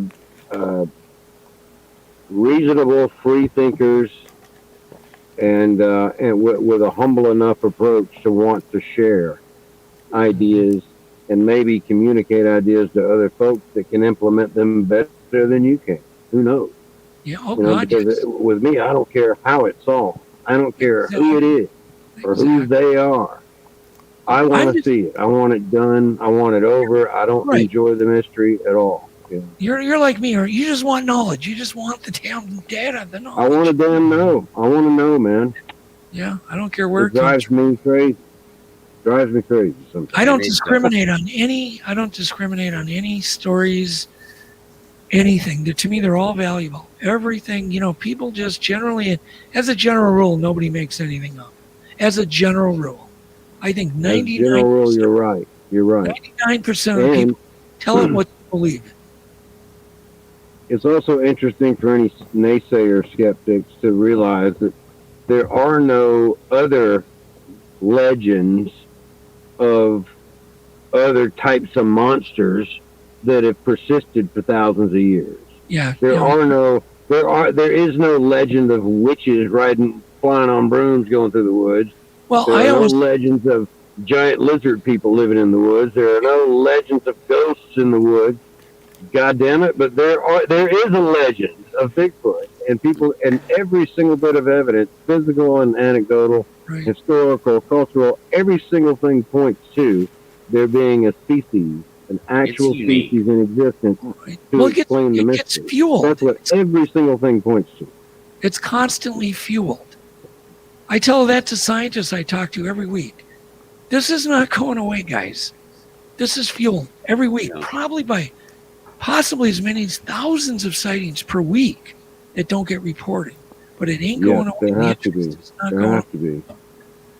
We don't hear about unicorn reports. We don't get that fueled every day. Yeah, somebody might have a story once every 10 years, but it's not getting fueled like the Bigfoot mystery is by regular people. Yeah, But the sheer body of anecdotal accounts, which is hard. I mean, it's hard to prove that body. Like there's no one place you can, one place you can send anybody to prove. But we all know the body is the of anecdotal accounts is there, and that proves one thing for sure. There's a phenomena where people are seeing 8 foot tall monkey men in the woods. yeah, Period. End of story. exactly. That's happening. It's not anything Right. other than that. There's no denying that the existence, the realism No of that denying that. phenomenon. Yeah. The phenomenon of sightings by credible people. I don't want to do a shameless plug, but I had a scientist on my podcast, Untold Radio AM, last Wednesday. I recommend everybody listen to it because he's an anthropologist. But you will be it'll motivate you in such a huge way. What you're going to hear from him will change your life if you're a researcher. Because it talks about his journey and why he's convinced they're real. But everybody needs to listen to this guy. I would love to see this. Can you provide a link? Who is this again? I can, certainly give Pat a link. Okay. But Yeah, I can add it to the show. It's just Untold Radio AM. It was our guest last week, Carlos Jimenez, and he's an anthropologist. That's fantastic. And he's somebody I am going to be working with and am working with. But this guy is so articulate and so explains what we all need to do in such an amazing way. Everybody needs to hear this guy. Oh yeah, you got me. Like yeah, Good. I want to hear That's great. That's Good. great. I'd love to hear it. And just one more time, Doug, I'd like to just say how I'm so happy to hear that someone is still working with the hair sample, because I've been aware of them for so long, and I thought, well, my God, isn't that really almost enough proof right there? Unidentified primate, wild tapered end hair with no medulla, and but it's not. The science establishment says, well, all you have proof of is that you've got some unidentified hair there. That doesn't prove a certain species or that you know what it came from. So Right. Well, they actually, say that's not enough, and I'm really glad to hear that you're doing this, man. But we're gonna gives get me a lot of hope. Yep, we're gonna get baseline DNA, Ernie. Patrick. No, far out, man. Well, Curious Cryptid had me dying laughing. No. I'm sorry about that. We are, I guess, the second society on this continent that's trying. It was already an established physical being by First Nations. Okay, it's already established in their society. They knew it, and here we are as a modern society, still arguing over it and trying to reestablish it again. Yeah, exactly.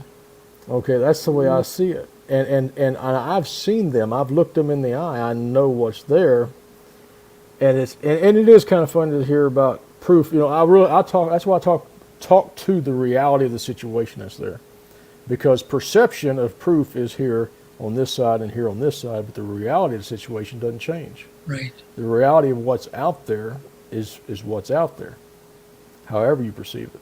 Right. Yeah. Yep. Yeah, and we're dealing with an animal that no doubt has a number of super abilities versus which some people may categorize as supernatural. But is an electric eel, the fact it can give you 100,000 volt shock, is that supernatural? That's that's a great point.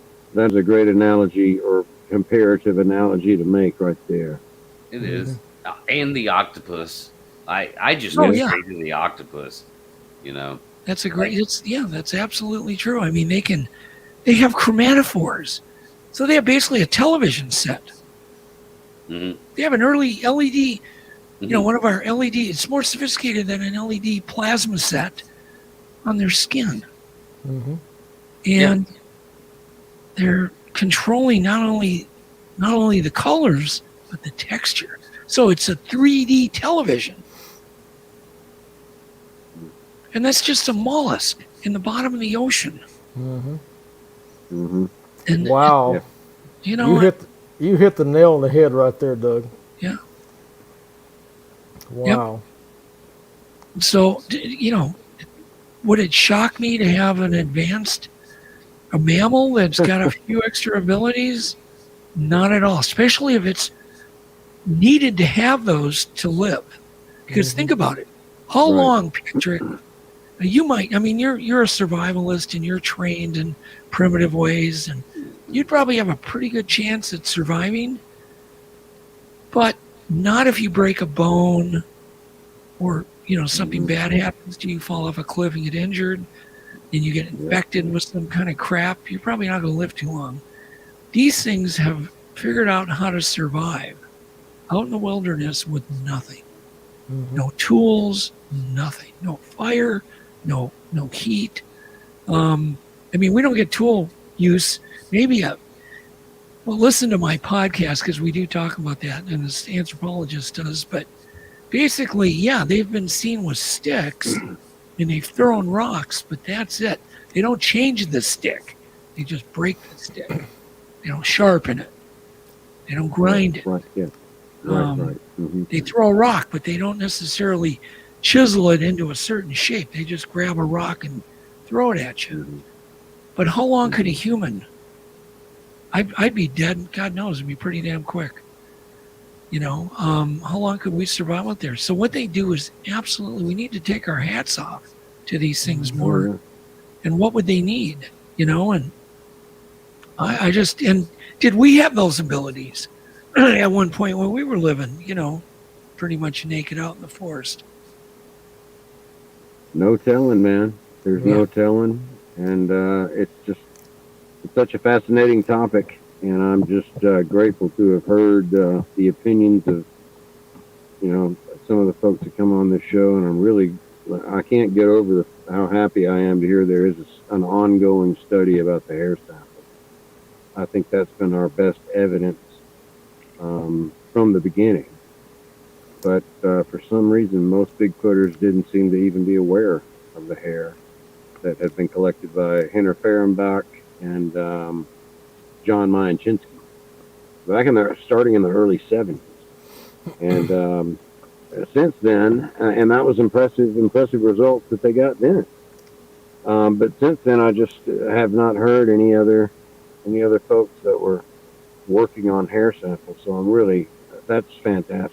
Well, the hair is one thing. The other thing I was going to definitely mention, and it's really interesting because I've had just amazing support from academics, and that is when I proposed that the fingerprints that many people were finding on their car windows, homes, cabins, siding, wasn't dusty fingerprints or muddy fingerprints, that it was actually a sebum, a skin oil, and waxes in the skin oil of these Bigfoots that may have a very special, more heavy-duty skin oil, basically, a sebum, that we now call Sasquatch alba vernix.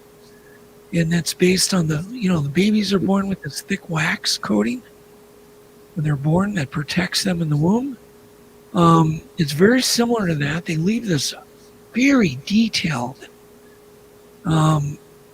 white, waxy fingerprints. And if you go online and just look up Bigfoot fingerprints, you'll see, they're really white. But anyhow, so there's a number of scientists that know that, for instance, chimps have different sebum than gorillas. Gorillas have different sebum than orangutans. Orangutans and gorillas and chimps have different sebum than we do. So, and this is one of the easiest things everybody can collect is the sebum. They love touching glossy objects.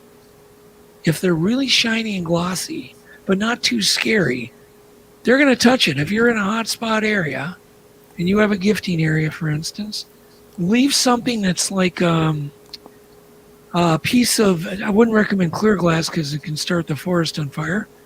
Nothing like that, but something like a piece of a smooth acrylic, blue in color, red, that you can get at any hobby store.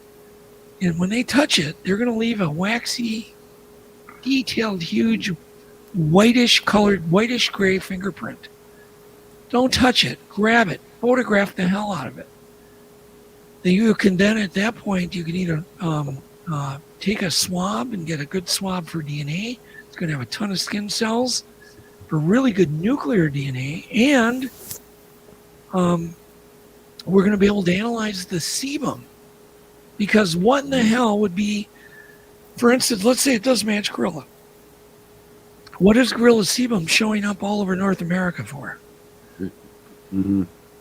If that isn't going to be an eye-opener for scientists, that they can actually go out and duplicate that experiment super easy. You know, we're gathering sebum on a weekly basis. If we can, if us dummies can get it on a weekly basis, every researcher can. Go ahead, Patrick. I'm just thinking that Pat should build that mirror box.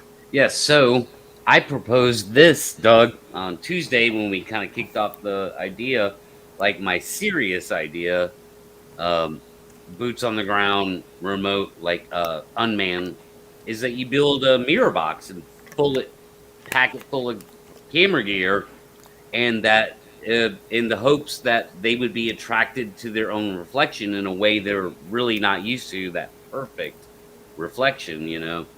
Right.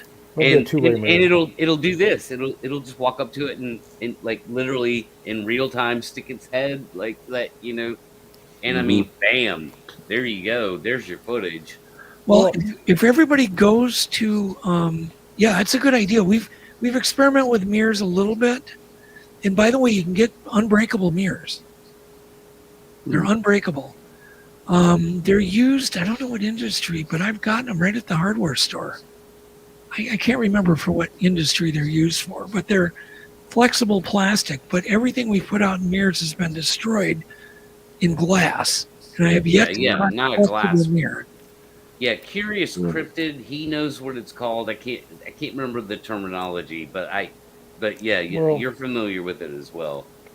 What I suggested was a piece of 16 by 16 plexiglass with limo tint that that's mirror reflected on the outside, but you see through with cameras, in a box built much like a one-way mirror. Yes, one-way mirror. Yeah, and build it into a box. You know, if you have four mirror sides, you're going to have cameras pointing everywhere, but you can make it look like an old abandoned. Exactly. Do you want to know how much time has been spent with one-way mirrors out in the field? None. Yeah, that's. Yeah. I know. It's shocking. Okay. Idea. It's literally shocking, all the ideas that have never been tried even once. Yeah. Well, these things are used to seeing trash that is washed up. You know, it washes down a stream or someone dumps it. And if you can build it where it looks like an old medicine cabinet, right, with hardware in it, a two-way mirror, and just lay out in the woods, you might get sebum, and you might get the image of what left it. Right, exactly. And that was Pat's idea. Yes, that and the Velociraptor thing, but I'm serious. If you want a place to run through a Bigfoot area with a Velociraptor outfit, I will film you all the way to your death. I will film you running. God knows what'll work. I'm trying to get to something. If people go to my Facebook page, once again, there is a sebum chart. It shows all of the ingredients in human sebum, all the ingredients in gorilla sebum, the ingredients in orangutan, the difference. For instance, humans don't have squalene, or humans have squalene in their sebum. Gorillas don't because they're covered with hair. Squalene protects us from UV light because we don't have hair on our bodies. Well, Pat's got a little bit going on there. There's the material that Steve was talking about for the one-way mirror. It's not glass. It's like it's polycarbonate. Yeah, Lexan polycarbonate. I can't remember what they're used for. Generally, there's a reason. When Patrick would know. I don't know. I'm a thermoplastics engineer, so I could tell you. But Yeah, I've used Lexan polycarbonate a lot, and Okay. I've molded it, and it's actually stronger. It's actually tougher than steel. It's Really? used in pump impellers and things like that. Sure, if you get the right creature that goes, oh, here's something really cool, and it just isn't plays and looks at itself all freaking day, Yeah. and you're But going to get a Bam. ton of fingerprints and you're going But to get a ton of DNA. But listen, yeah, the sebum is 3D. It's 3D evidence. You have the latent details, which cannot be faked. You have latent, the fingerprints. So you get that. That can't be faked. Then you get the DNA. Then you get the actual content, the molecular content of the sebum. Another difference to get people more excited is we have a lot of triglycerides in our skin oil. Humans do. Gorillas don't have any. If we can get enough samples of sebum, find the right, which I think I have found finally, the right scientists to test, then they can get other scientists going, okay, we got a problem here. This was collected here, this was collected here, this was collected here, and this is not like, it's exactly like orangutan sebum or whatever. But this was collected in North Carolina. This was collected in Virginia. This was collected in Washington. Oh my God, now we're going to have ding, ding, ding. Suddenly the scientists will be clamoring to help everybody. and if Pat would just do his mirror box thing in Georgia, you could have another data point. Yeah, if we could get footage, look, that experiment. And the thing is, the other thing that really bothers me is you may have to try that experiment, or 100 people might before it would work. Yeah, the expense with the mirror box is the kind of gear you put in it. Period. Right. Like, are you going to put 10 cameras in it pointing in different directions? How are those cameras recording? What are the battery lives? You know what I'm saying, Doug. It's the gear you put inside of it. That's it. Well, I think I'm not sure if it would. Chris Crick probably tell you if a motion sensor will work through a two-way mirror, because a motion sensor is basically just monitoring light. The changes in light. That's what actually says it all. You just perplex me. My initial reaction was no way it would work, and then I'm like, but maybe it would. Like, I don't know. Emotion. Pat, let's say you try that for 10 years and it doesn't work. That doesn't mean it won't work. It's one location, one person, one effort. Yeah. This is what people give up way too easy too. But on the same token, I think we've had a good run with game trail cameras. Let's give it up a bit. I agree. Or at least supplement it. At least supplement it with other things like you're doing. Use the cameras as a push-pull. There's a doctor friend that I have that develops a lot of scents. He was actually the one that I had asked to develop the sex pheromones, the chips that a lot of people use. Mm-hmm. And at one point, he did an experiment for hunters with push-pull scents. So, for instance, you can push game away towards something that's pulling them towards you. So you could use your game trail cameras to push. Use something else to then attract. That makes sense? Mm-hmm. Yeah. Yeah, I've used that hunting. Set someone up, and then walk upwind of a thicket, and all the deer go downwind. Yep. That sounds like cheating. It is. It is. Greg at one time had actually made scent dispensers where he put a drone up, and then he had these sensors in the woods, and he was watching the deer, and he was controlling where the deer were going. Wow. Watching it real time, just amazing. By displaying, pushing out wolf scent and sending out alfalfa scent, and he was actually controlling the deer. There's just so many things that have not been tried. You'd need 20 lifetimes to try everything. And that's the problem. It's the problem. Well, that's why I'm so grateful for this show. Talking, sharing ideas, and being humble and yet determined about it. fair-minded approach. And that's, I think that's the biggest difference when technology comes into play. People always go to, like, FLIR. Well, we have FLIR technology now. We didn't have it in the 70s, and we have this. We have iPhones, whatever, right? And Right. I'm like, no, this is the communication is the technology we didn't have in the 70s. Like you Yeah. can talk to 30, 40, 50, 1,000 people at one time and promote ideas like this. You Mhm. couldn't do that in the 70s, dude. It was the Right. Four Horsemen, and then whoever was involved, around those kind of like branches. Yeah. And Yeah. whatever media came along in the 70s for what? Like, the 3-4 channels that existed back then on Yeah, television. and they'd make fun of it. If they did a story at all, they'd interview a witness, just the local news as a story, and or a kind of random joke about it. documentary. A random documentary that was published where at that time, I don't even know. Like So I want to PBS, show you. I know this is a bad way to do it, and I can send you this photo. But okay, so here's a photo Yeah. of a spectrograph of all the different types of sebum. Okay. hold on, let me highlight you. There you go. Okay. And you can see. Let me get it in the focus here. It's kind of blurry. Anyhow, if you go to my Facebook page and just scroll down, you can actually download the chart. Mm-hmm. But it gets into all of the non-human primates and the ingredients in their sebum. I have a ton of faith in this. If DNA doesn't do it, this will do it. This will put Bigfoot on the map. Absolutely, I believe so too. Yeah, It is unique. very unique. Yeah. Awesome. That's awesome. That is Music to interesting. my ears, man. Yeah, scientists will Really? believe that over a video of one. Yes. Just Yes. just Yeah. That's, just You're because. right. You're You 100% can't right. fake chemical compounds. Yeah. You can't hoax that.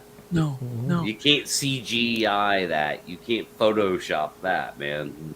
Yeah, well, I It would be remember the tagline in Legend Means Science. And this goes back to 2000. We're going to put the Sasquatch mystery under a microscope. Mhm. Because that's, to me, where you're going to solve the mystery. Mhm. It probably won't be the footage. It may be. But, we could all, you can get your footage with your mirror thing and it still isn't going to. But if we can get 20 scientists to go out and repeat a sebum experiment, and they're getting DNA, and they're getting latent, and they're getting the chemical compounds, you can't fake 3D evidence. Yeah. It's, that's why I'm excited about it. Well, we do have our own scientists. We have a scientist now. Yeah. Oh, Yeah. you did. Somebody got a degree, correct? I'm just saying, like, in our normal panel, JC, right? Is that who you're talking about, Yeah. Patrick? Yeah. So if I get hairs and I can't discern them out, she has a big microscope in her basement. She's already told me, and I'm gonna send them to her. Good. And I'm gonna get her to note whatever she can physically about it and compare it with the hairs. Compare it with the hairs that you may have. Right. Well, you know how I mentioned the scaling. So Bigfoot hairs have human scaling, but if we can demonstrate that these hairs consistently only have 5 scales around the diameter, but it's human scaling, that also is going to, it's going to raise the eyebrows of a ton of scientists. It's another thing we hope to prove in Legend Meets Science. Just one more of like 20 categories. And so, Well, that definitely moves the ball down the field, man, for sure. Well, it helps. It definitely helps, yeah.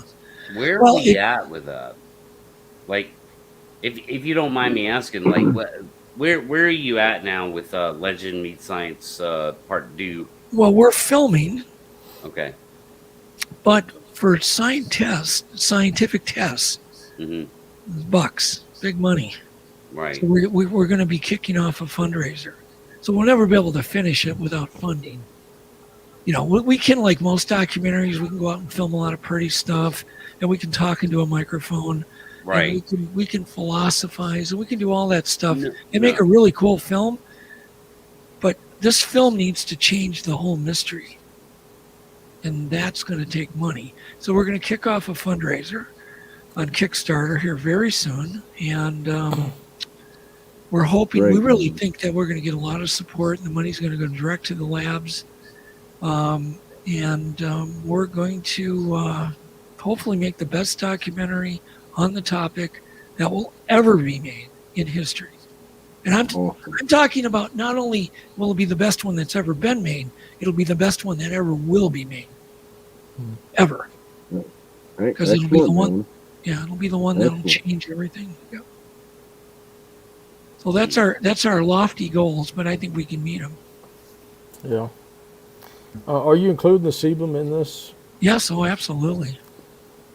Yeah, 'Cause, I mean- in 3D. We're gonna include the sebum in all three studies. The latent. Yeah. We've got so much latent details. It's insane. We're going to include the DNA studies with the sebum. Yeah. We're going to include the actual molecular, chemical compounds in the sebum. So it's all three, and that's just one. I count that one of 20 categories. So when we hit them with all 20, and from many angles, I think it'll blow everybody's mind away. Oh, the sebum's already mind blowing to me. To me, it is too. Yeah, it isn't really hitting people yet on how exciting that is. Do you have any idea how many people wrote to me last year and said, "Take a look at this photo. What the heck is this? Giant handprint. You can just see the." I mean, oh yeah, there's actually one more detail beyond latent details. There's sweat pores in these, because their sebum is so. It leaves such a perfect print that you can see the sweat pores even. It's really amazing. That right there is past compelling to me. Yeah, because you can't fake stuff you need an electron microscope to film. Yeah. If you think a bunch of hoaxsters are going to grab $2 million electron scanning microscopes and bring them out in the forest or to somebody's home so they can fake sweat pores, I don't think so. Yeah. Probably not. Yeah. Quite exciting. I mean, it's just, I've never been, well, I shouldn't say that. I probably haven't never been this excited because the technology can finally meet some of the ideas I've had. Where 20 years ago, it wasn't there. I couldn't do anything. Yeah, exactly. That's a good reason for folks to be excited now. Yeah. With the advances of just all different kinds of technology that are certainly, I think, going to be the key for us, or people thinking like us who are out there trying to prove something, right, trying to find something conclusive. And what we'll be able to do is find conclusive things which will not prove the existence of this creature, even if we hit it with 20 categories. But what it's going to do is change the attitudes of many scientists that are there. So then they can, the ones that are objecting to its existence, can go out and then maybe finally get that $1 million grant, get that $20 million grant, because there's medical reasons too. For instance, I was talking to Carlos about this the other day. We discussed this quite heavily on the podcast. There could be medical things that we can learn from a Bigfoot that could change mankind, right down to antibodies, cures for cancer, things. We may find that they don't ever get cancer. We can healing properties. why. So there could be money available to scientists once we can establish there's a good chance they're there, can then go and apply for these. By God, there's people getting $20 million to figure out why paint dries. And it's just sad there is no money for Bigfoot. So there wouldn't be any problem then if they can give them good reason to get, a $20 million grant to go after these things, and actually then they can prove what we already knew. Right. No, I couldn't agree more. And I've this has all been documented. I've said this 10 times in the past 6 months. Doug, is it's bridging that gap. Like, the Bigfoot world online is what it is. Forget that. It's we have to bridge that gap to the professionals that can actually study. Right. The more, yeah. I was gonna just in case there's some online listeners who want to further study sebum.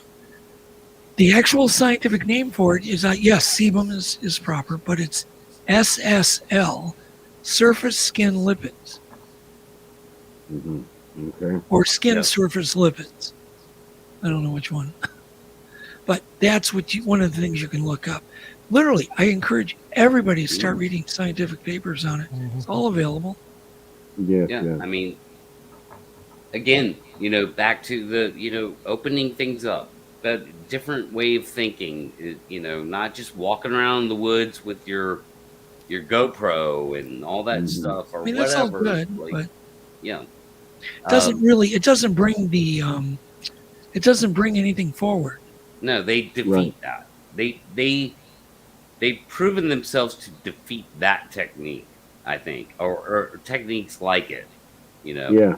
For instance, okay, I'm going to give a great example here. For instance, let's say you have a gifting area, and I'm not saying they don't work, because they kind of do.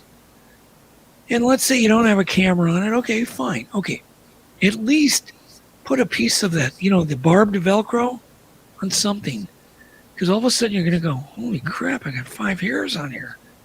Boosh. Now you can don a pair of rubber gloves, put it in a paper envelope, which is how you want to store hair, in an acid, a low acid paper envelope. A regular paper envelope is better than plastic, but they even sell low acid, envelopes that you can get. Put it in there, and now at least they're contributing to science. Yeah. Patrick? Exactly. Have you thought about using that spray that they put on footballs, the sticky spray? You could use that. Another thing I've had great luck with is clear shipping tape. Clear. So you put it upside down and you tack it down on both ends so it's stretched tight. Oh my God, I bet you we've gotten 500 hairs that way. Oh, wow. Clear shipping tape near a gifting area. I tried a similar experiment, but all I caught was a bird. Oh no, yeah. Yeah, see, I guess we've never caught a bird. I tried it once. I should try it more. Did the bird die, Patrick? No, I said it was. He left some feathers behind as he struggled out of it. The stuff is sticky, but I'm gonna tell you, if their arm even comes near it, because they have usually long. Here, it's the bottom of the arm here that I'm always after, because that stuff's flopping all over.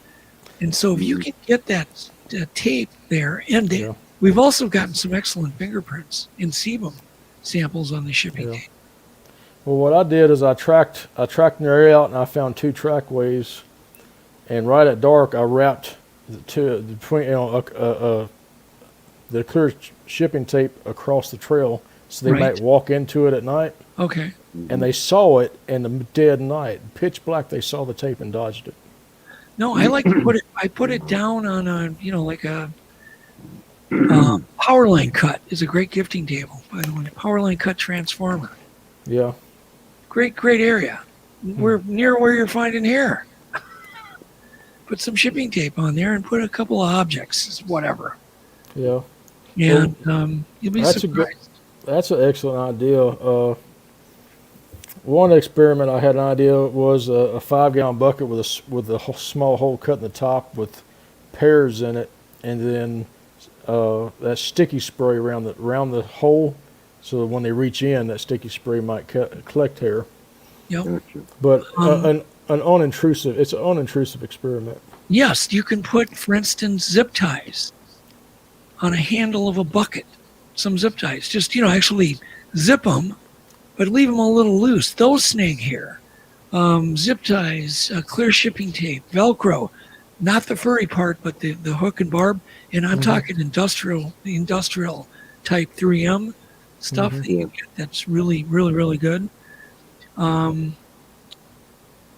I've seen poor results with fly paper. You know, the fly, Mm-hmm. the real gooey. I haven't seen any results with that. But you know, the idea behind it's correct. But clear shipping tape seems to be the most effective thing, other than like a power line pole Yeah, I think I still have about 5 rolls of that left. and Velcro. Yeah, Velcro is really cool because you can just put a strip of that on a ball or on an object. They don't think anything of it. Looks just like a flat black little patch. Doesn't do anything. But man, it snags hair really good. Try put it by your hair sometime. Snake just like there's no tomorrow. And I'll tell you one other thing I do in the experiment area is I take a garden rake and I scrape the ground back 10-foot radius so I can pick up and cast tracks of whatever comes into it. That's a good idea. Yeah, too. we've done that. Yeah. Put sand and things, we can get some decent tracks.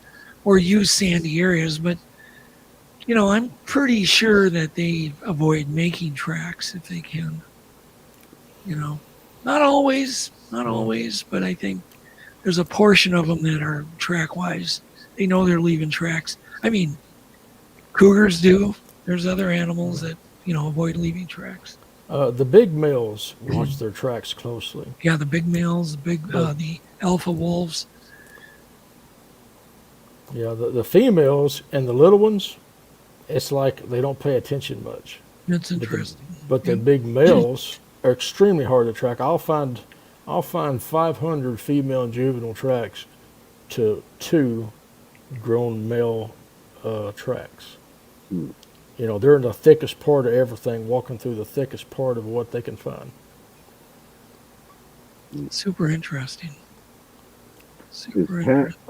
Is Pat off the air at the moment? He's always Oh, there. there he is. I'm always here, Ernie. And I couldn't see Doug. I don't. My audio keeps in my I can earpiece. hear you fine. I can hear you fine, Doug. Yeah, but my audio on me hearing you guys keeps going in and out. And so when I turn the camera off, I can hear you guys perfect. So I don't know. We've got crappy audio in my internet in our neighborhood here. It's like really slow. And we can't get anything good. They can get better internet up north in the middle of the Well, forest. your audio is coming through fine. Oh, Yeah. good. Okay. Well, Yeah. that's good. Headline: Producer of Monster Quest has crappy internet. Yeah. My tech guy came over here, and the first time he checked, it's like, there's no way it could be that bad. So then he called to see if he could get me, you know, better internet. And the best internet was complete crap. It's horrible. So hopefully they'll bring in this fiber optic at some point. Yeah, it's all coming. Well, great discussion, guys. I think I'm going to wrap it up. I read one comment that says, "Man, I'm getting more information tonight than I did all year, all dang year." Yeah, Iron Dogger. Yeah, And those that's, are- I mean, yeah, that's why we're doing this. Okay, so Jeff Yeah, Harding, yeah, we see is in the chat. See, I haven't been looking at the chat all night. that's okay. Jeff says, use items that leverage their curiosity. Jeff is somebody I'm working with, by the way. Okay. And leave them there. Yep. Oh, Jeff says, I collect hair weekly in my area from these items. So I did it. I tracked for an experiment for 2 ladies that they did an experiment all summer long with shapes, colors, and different sizes, and then of course they left a whole bunch of PVC couplings together to see what shapes that they would make, and they do communicate with association with shapes. I've found they do prefer the color blue. They don't hate any other colors except red. They don't. They would not touch the red. yeah, And I've heard the blues so many times, and I've had so many personal experiences where I'll find what I would call a TP structure that's very complex in the middle of a swamp. It ain't kids, wading up to their ankles in the swamp building a TP structure. and I think they're using them as blinds. But if I do find an object, it's always blue. Mm-hmm. You know, a piece of trash, it's just blue. And I'm like, well, it's almost like it was brought there on purpose. And so when you see that 20, 30 times, you start going, oh, and I remember telling Jeff Harding, hey, Jeff, why don't you start playing around with some blue objects out in your research area? Yeah, our blue objects would disappear, and they'd play with the white objects and the green and the yellow and the brown. The red, where we put it at, that's where it stayed. So Jeff says balls, boomerangs, blue items, jars, etc. Velcro on all of them. Yeah. Yep. Yeah, Jeff, by the way, is one of the most dedicated researchers because he's willing to paddle 10 miles one way to get to a very unique spot and then walk them, almost a mile into a meadow. Be consistent over and over and over in the same area. And at some point, the plan is to surprise some of these objects that they've been using and playing with all year are suddenly going to have micro cameras on them. And once again, this is one strategy that may or may not work. It's thinking outside the box. But it's still trying. Yeah, it's just not doing the same damn thing over and over and over. You have to think about, all right, what could we do next? Right. And then hopefully not be too stingy with the idea or the knowledge or the project. So exactly. There's no sense. You never know, man. The more people looking, I mean, we know we got to do something like you're saying with this hair sample test, just as civilians or as laymen, as non-scientists, just to get the attention of the science. Right. So, there's a lot to accomplish, and if it's going to get done, there's no reason for infighting or, egos, what have you. I'm really grateful for Pat continuing on with this podcast and to have been able to talk to you guys about it also. Yeah, maybe we can wind it up at 10:30, Pat. Does that sound right? Yeah, we'll start. 10:30? We'll head in that direction for sure. Old Dougie here hasn't eaten all day, haven't had time. No, well, that's fine, I'm man. in the same boat. I've got to. I've got limited solar power, and so I'm going to need to call it here a minute myself. Where are you at, Ernie? I'm in the North Georgia mountains. Oh, cool! Very cool. I'm sitting in my truck about 100 yards or more, a couple 100 yards from the cabin, and it's a off-grid remote cabin, solar power. Wow! And that's just how I live. So you're off the grid, totally off the grid, completely. And you're doing a podcast. Good for you. Yeah, except for his cell phone. I mean, whatever that's. Whatever. Just getting it out. Yeah, how he lives, man. He doesn't even have running water or a well or anything. So that's all another story maybe for another time. But yeah, I would love to be able to continue talking with you guys on this subject and sharing ideas and just keep moving forward. Well, Jeff made another comment, and I obviously know all this because I talk to Jeff all the time. Yeah. But he's like, what did he say here? I paint he paints the game cameras blue. Yeah. Paints them blue, so they're the opposite of trying to hide them. And then he'll leave them, without batteries, so they can just play with them. Interesting. And then all of a sudden, one day they will be on. In it to win it. You got to throw everything at the wall on this one. Yeah, we just call it Operation Betrayal. You got to try everything. And we call it Operation Betrayal. He calls it Ultimate Betrayal. and again, that's a different way of thinking. To think, hey, I'm going to betray them is a linear thought, like to accomplish a goal, right? I mean, that's the key, and I'm sure there's. It's worth discussing. Anything is at least worth discussing. Any idea. Yeah, that and could no, move it forward is no at doubt least worth talking about. So that's there what are, I'm grateful for here. no doubt, Ernie and Pat and Patrick, there are 10,000 other ideas that are just as good. But Right, and I just hope people get out there and really do it. yeah. So we're gonna have to talk about getting this website up. That's the experiments of the month, so that way you can disseminate. And if I don't see why, if it's just completely non-political, no commentary, Mm-hmm. no nothing, just the experiment of the month, and Agreed. everybody, I think everybody would go to it out of curiosity, and many would Yeah, I act think on you're right. it. Yeah, You're right. Yeah, You're right. absolutely. Like no politics of the Bigfoot world involved in any No way. Just objective. experiments that you can do. Yeah, and So Pat, you draw a sketch on your thing and how to do it. Maybe you build it and you put a little video up on how you did it, what your goal is, and that's the end of it. yeah, And people go, God, this is the one we all want to do. So everybody do that experiment. Here's how you do it. It costs $15. Ain't no biggie, yeah. Mm-hmm. because boy, there's a lot of people spending a lot of money on this research. Oh yeah. Yep. Absolutely. All right. Well, I'm gonna wrap it up, guys. We're approaching this 11:30 Eastern. We're about 2.5 hours in, and I'm just gonna hold you guys over for a minute, if you'll indulge me, or Sure. I mean you can leave if you need to. I just have to kind of wrap up the show.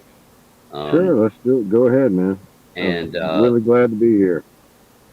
yeah, and I appreciate you guys being here. It was great. It was awesome to like kick off the show with you, Ernie, and again, reminded me of the when we started this podcast 4 years ago, and Patrick being here and being a part of this discussion was very important to me.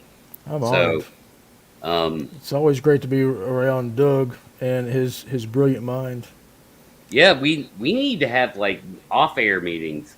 Yeah, that's what I mean. We should. Like once a week, man. It doesn't have to be about doing a show or whatever, man. Like, look, there's so much that could be done. There's so many ways to move the ball down the field, in my opinion. A Bigfooter's think tank. It's kind of like what it could be. Yep. But objectively, scientifically, realistically, like all those things. Be great. But yeah, man, Ernie, Doug, Patrick, like, thanks for being here. Like, this discussion can just go on and on and on. So it should, and and so we'll keep doing it. But I'm gonna go ahead and wrap it up. Thanks everybody for watching. Thank you. Thanks everybody for being here tonight. Thanks for watching, every single one of you. I appreciate it so much, and we'll have more to come on this. So thanks for watching, guys. I'm gonna close it out, and we'll see you next time. Let's assume that you've got to this point in the video and you don't agree with me at all. Fine, but I guarantee that this video has been beneficial to you. It will, at the very least, have allowed you to compare your own argument to mine, thus giving you an understanding of the opposite view of the argument, and, assuming you're being honest with yourself and actually paid attention, it will have strengthened your own line of reasoning in preparation for an intellectually honest counter-argument. Therefore, even if you don't agree with me at all, this video will still have been useful to you, even if it only confirmed what you previously knew. If I get defeated here, if someone comes along with a very good counter-argument that defeats mine properly, then great, we've all learned. And if I'm right, great, we've all learned again. But if we don't have the debate because it's artificially shut down, or people complain so much that it persuades people not to take me seriously, we can't learn. We can't find the truth. So we will live in ignorance of the truth.